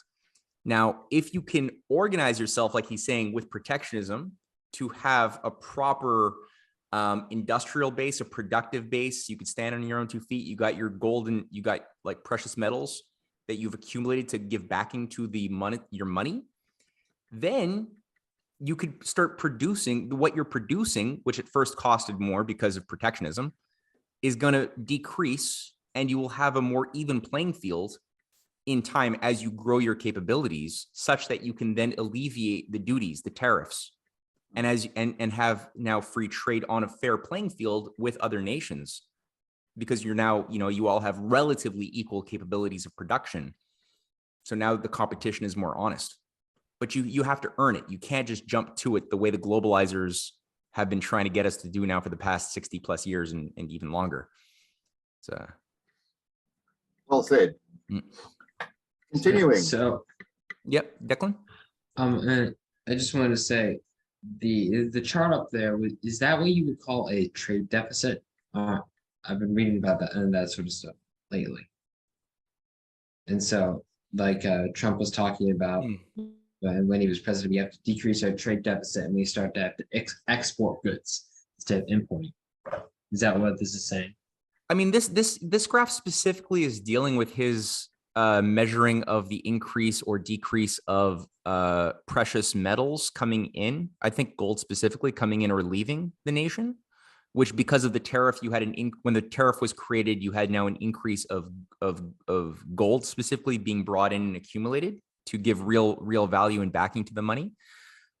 Trade deficit is more what you were saying regarding the overall production of exports versus of imports of goods more broadly, not just precious metals. Okay. I think Yeah, the figures there also, I mean, excess imports and excess exports, the growth from 1826 through to 1847, which I commented on, from 4 million to 39 million, that's a huge increase. Now we're talking about imports. And what he's made the comment on is what financed those imports. Paying off the debt for a start was one thing. Setting up a system of protectionism and creating the tariff, which obviously created money to spend, which is what your imports are. And through the use of such imports, so many other things became cheaper and more readily available to people, and increased the net, if I use the term, the net worth, the well-being of the community. That's basically what he said in that chapter, in that paragraph. Okay, that makes sense.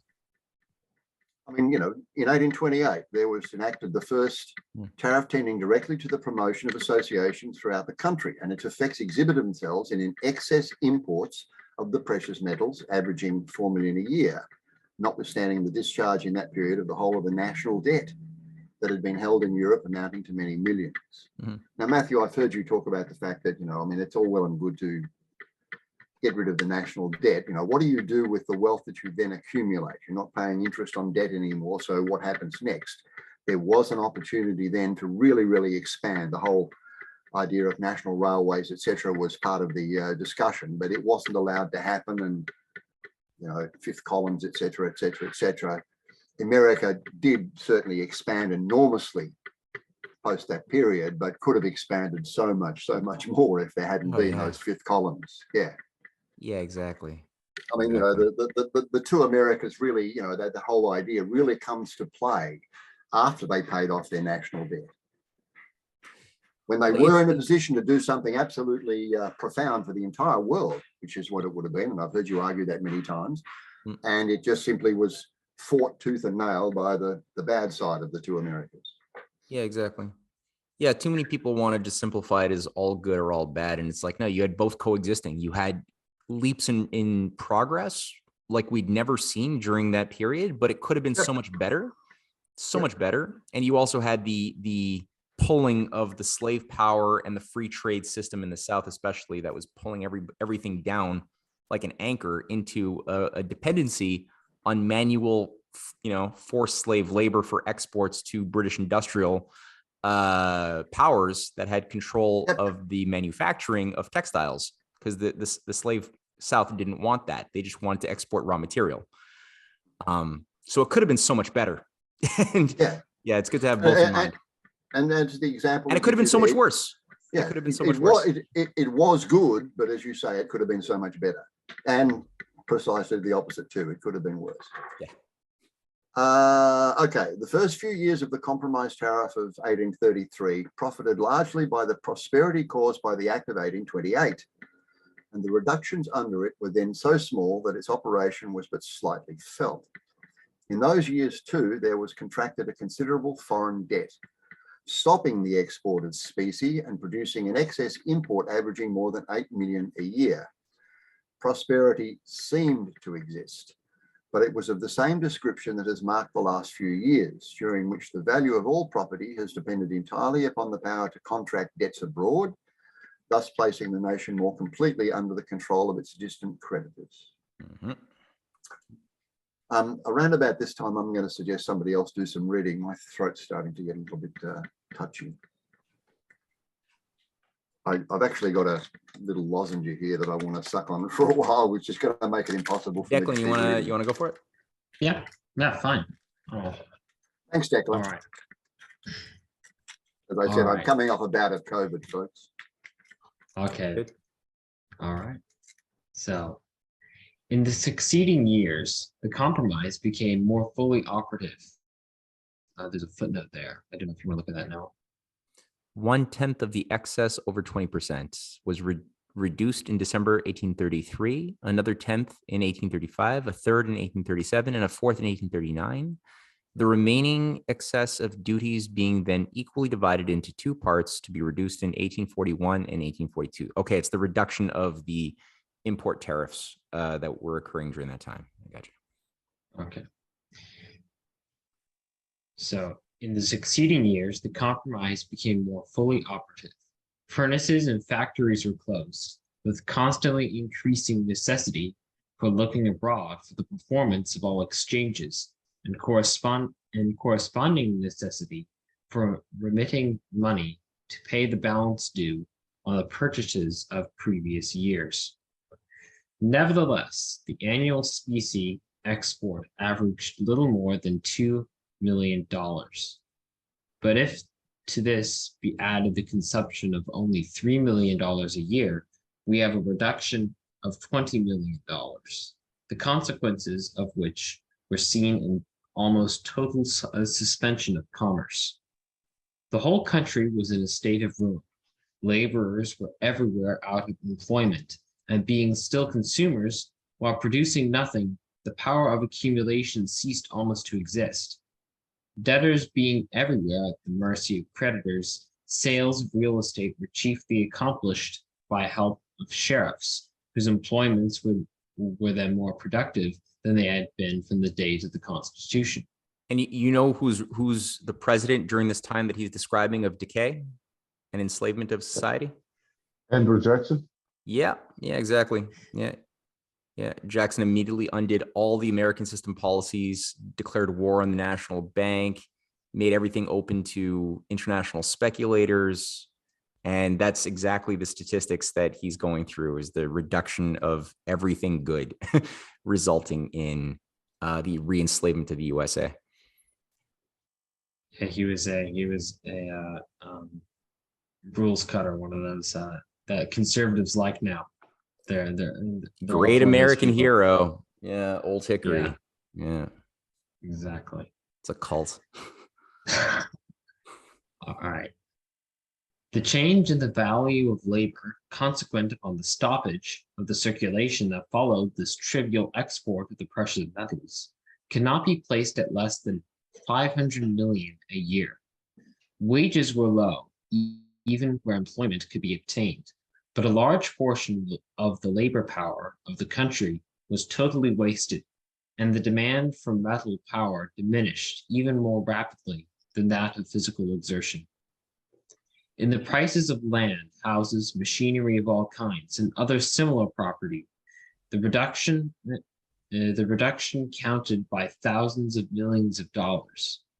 And yet the difference between the two periods ending in 1833 and 1842 in regard to the monetary movement was only that between an excess import of $5 million and an excess import of $2.5 million, or a total of $7.5 million a year.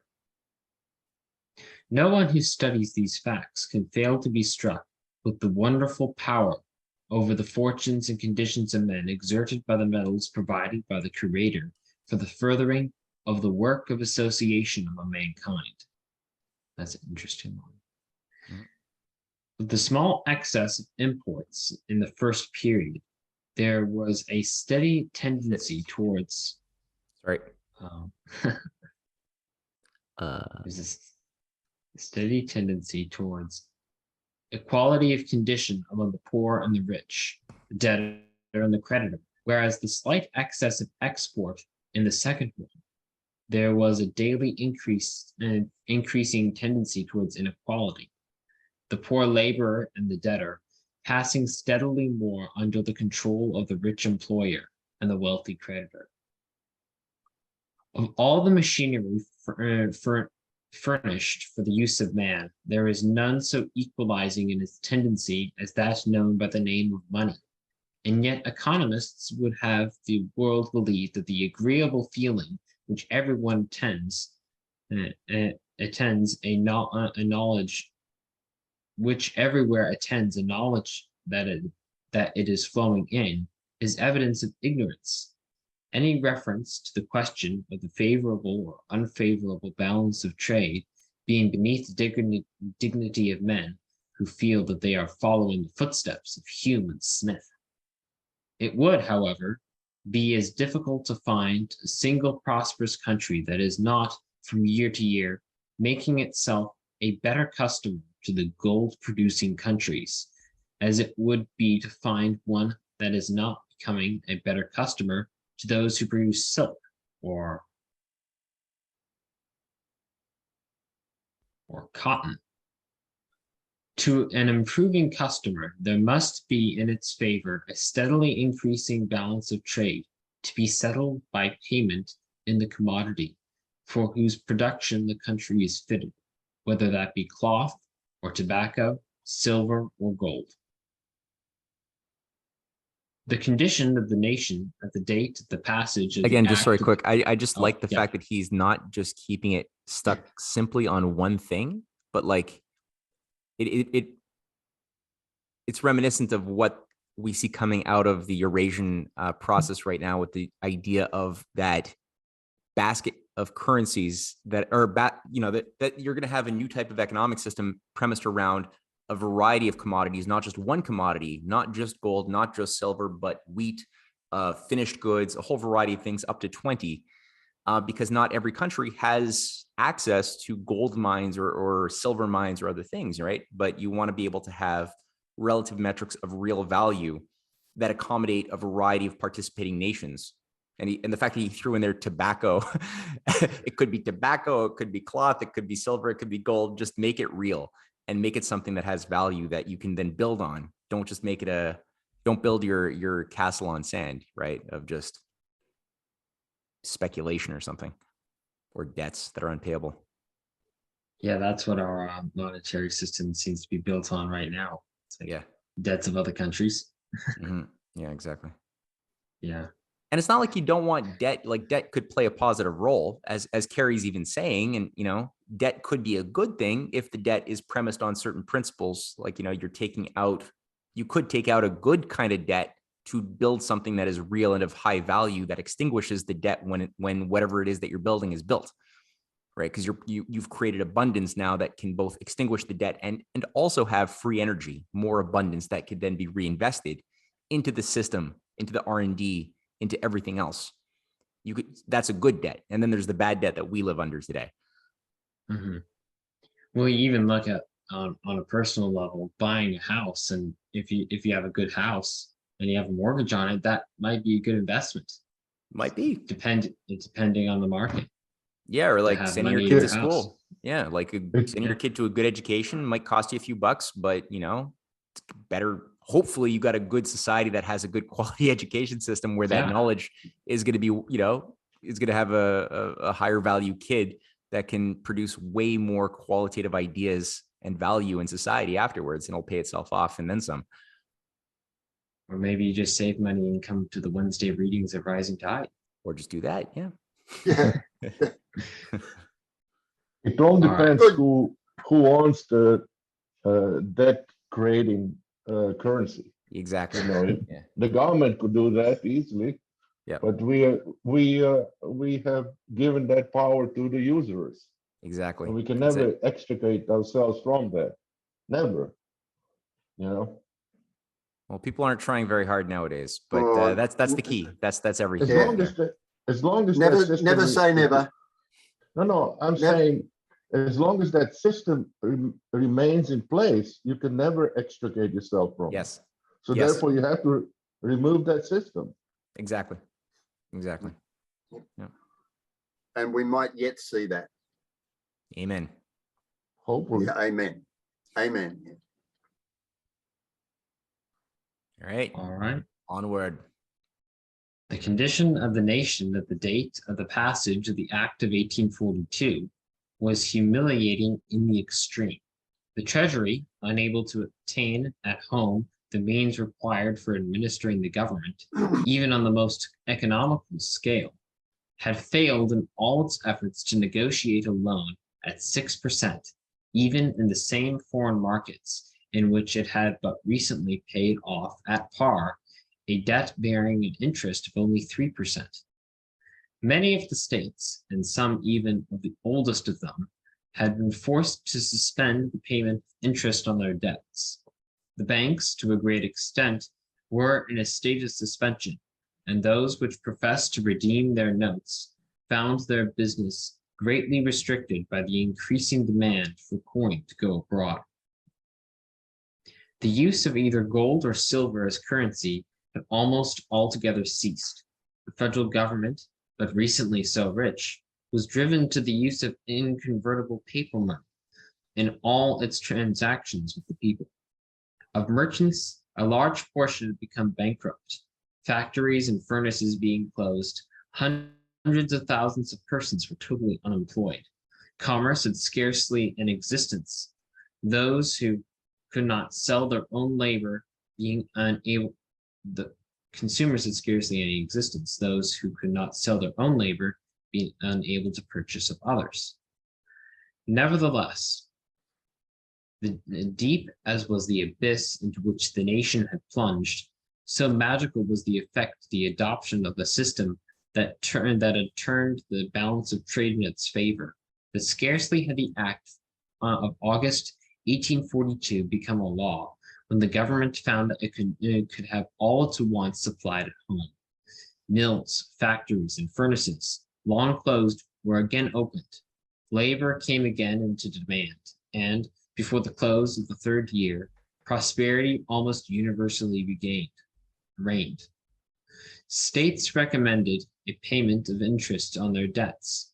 Railroads and canals again paid dividends. Real estate had doubled in value, and mortgages had been everywhere lightened.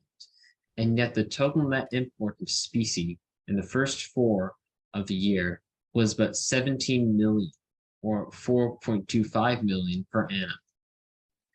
In the last year occurred the Irish famine, creating a great demand for food, the consequence of which was an import of no less than 22 million of gold, making the total import in 5 years of 39 million.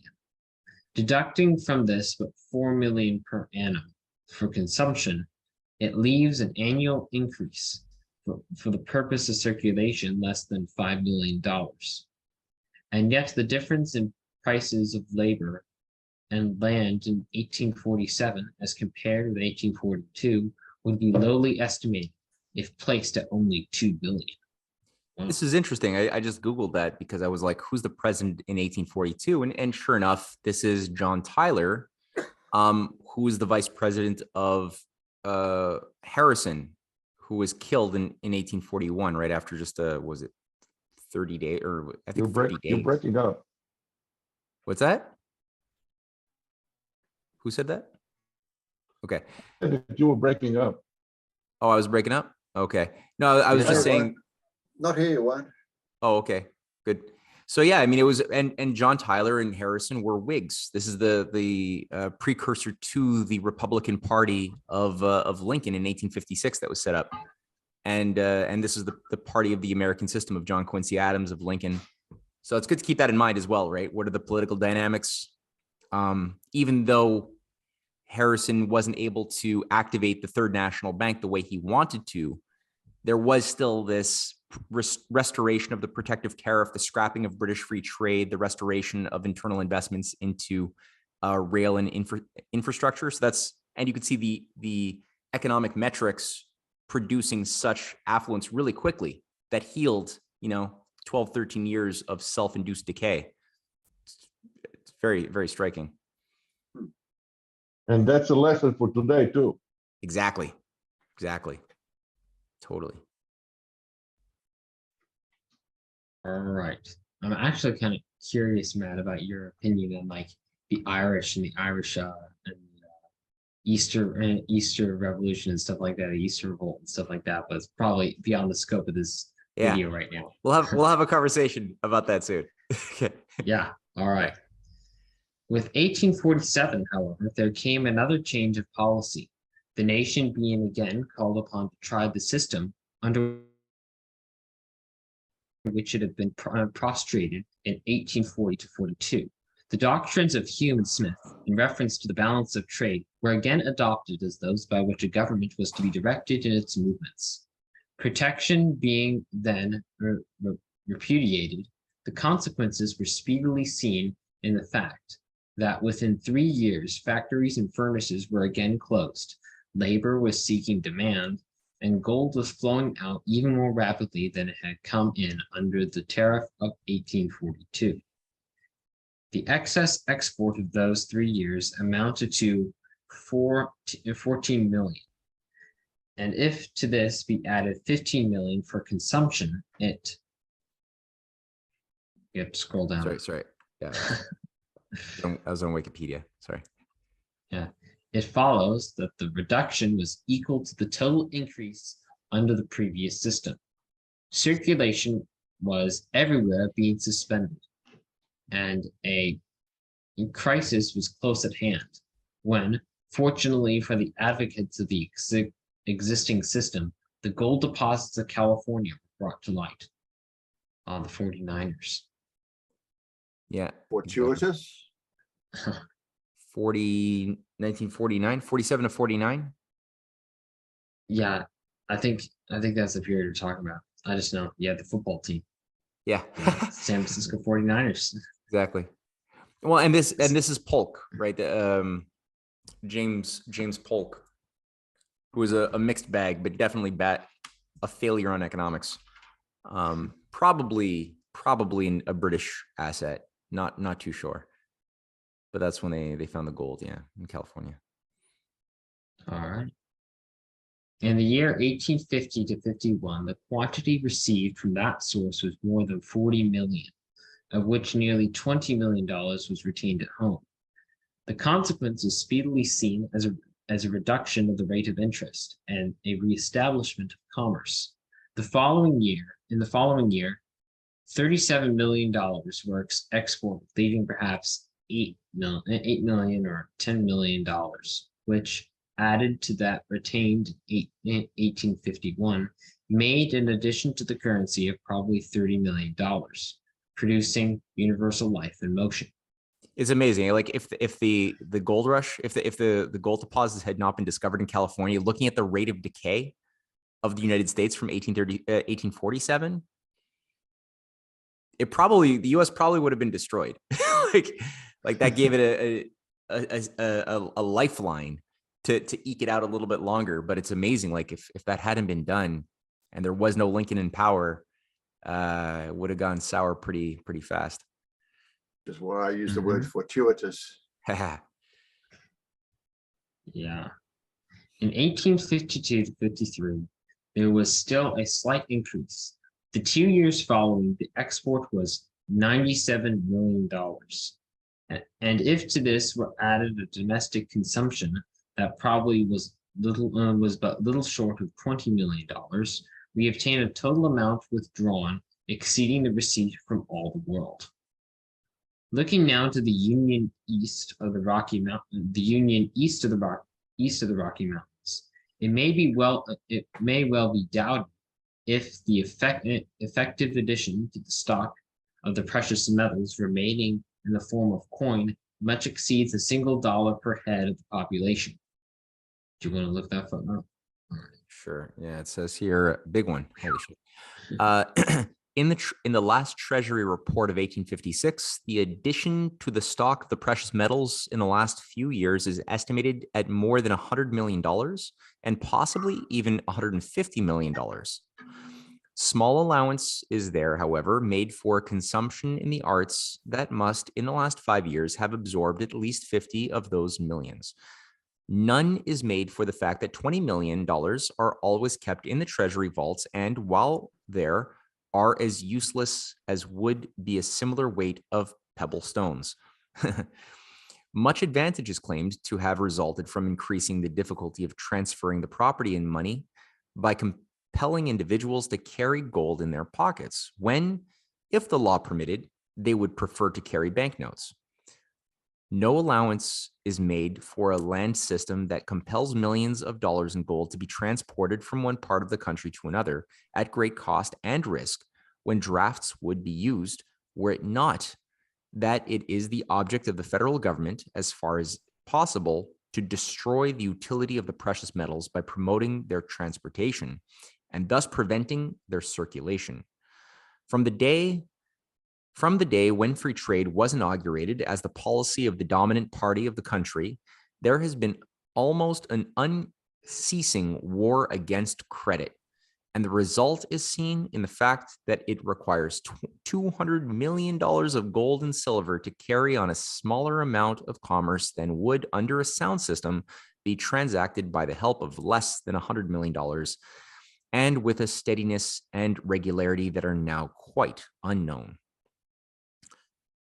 Right. So this system of free trade is accompanying just simply taking the precious metals, putting them in a vault, and not having a paper currency of credit, which is not the same thing as debt, but he's talking about a proper productive credit system, which would then be permitted to circulate and then have a multiplying effect, like because he described in the last reading, right, where a paper money system, that dollar could stimulate much more transactions than simply having a physical, block of gold moving around or some other commodity.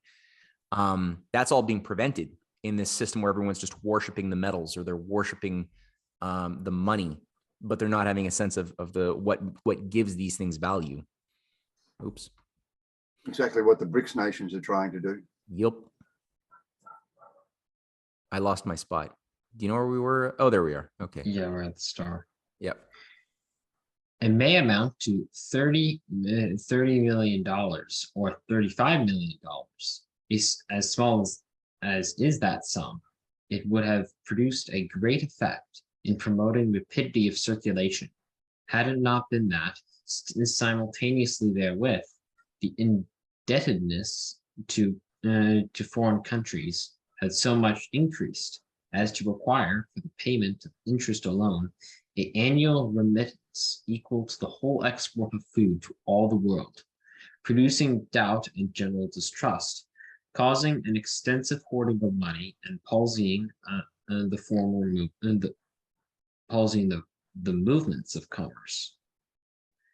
As a consequence of this, it is that the country now presents the most extraordinary spectacle in the world, that of a community owning one of the greatest sources of supply for money, in which the price paid for its use is generally thrice, and in many parts of the country 8 or 6 times as great as in the countries of Europe, which find their gold mines in their furnaces, their rolling mills, and their cotton and woolen factories.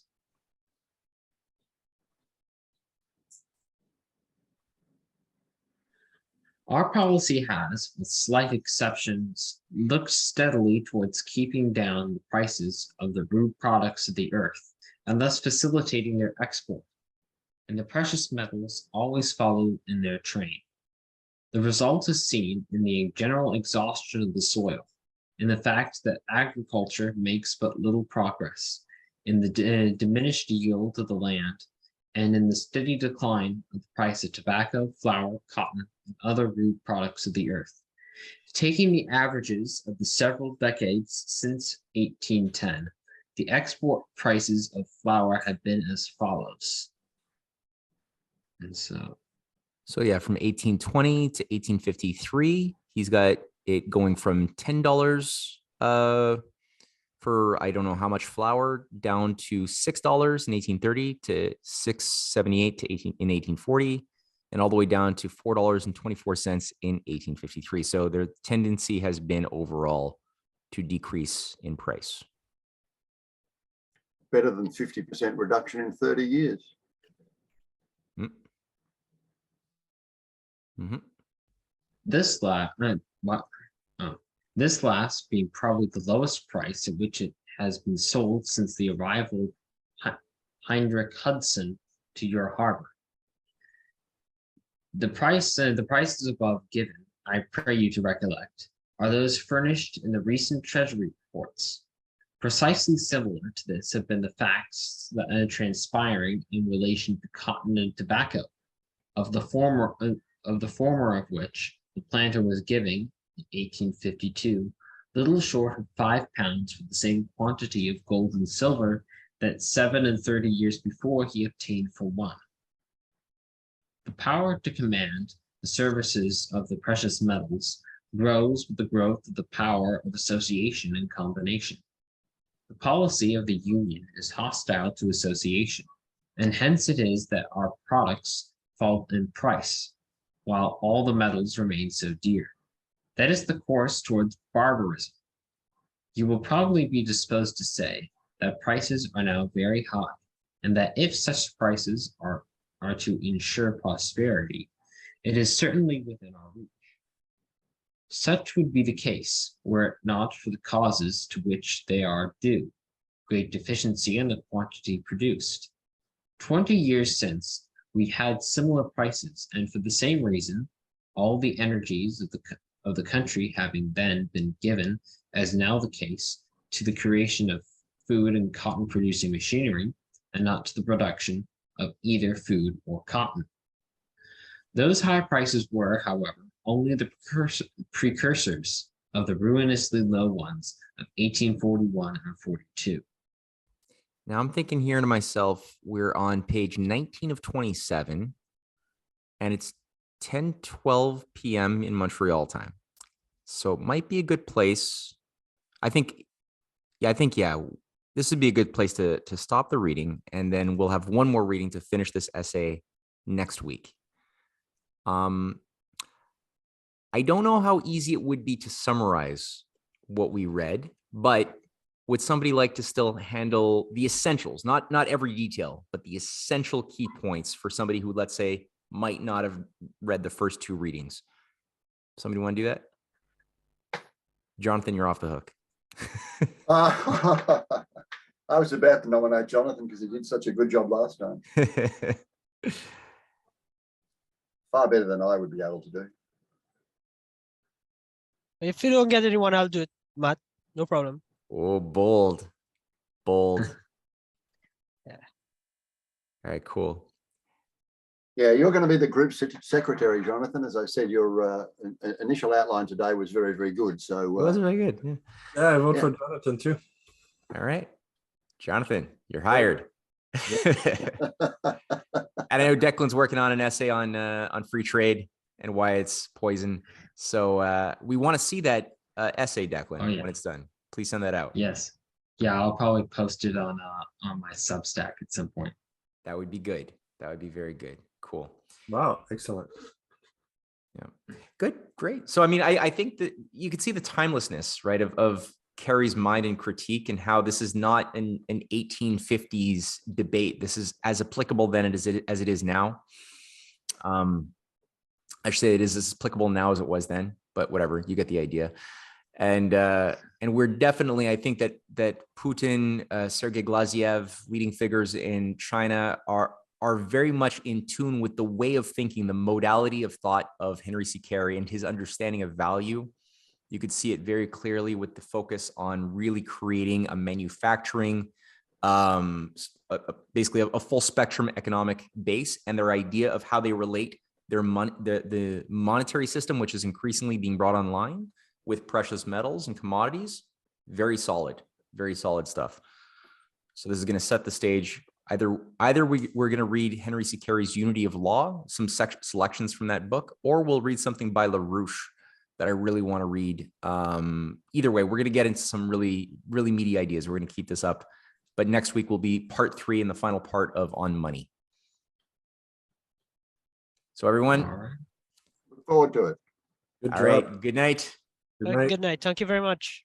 Bye-bye. Good night. Thank you. Thank you.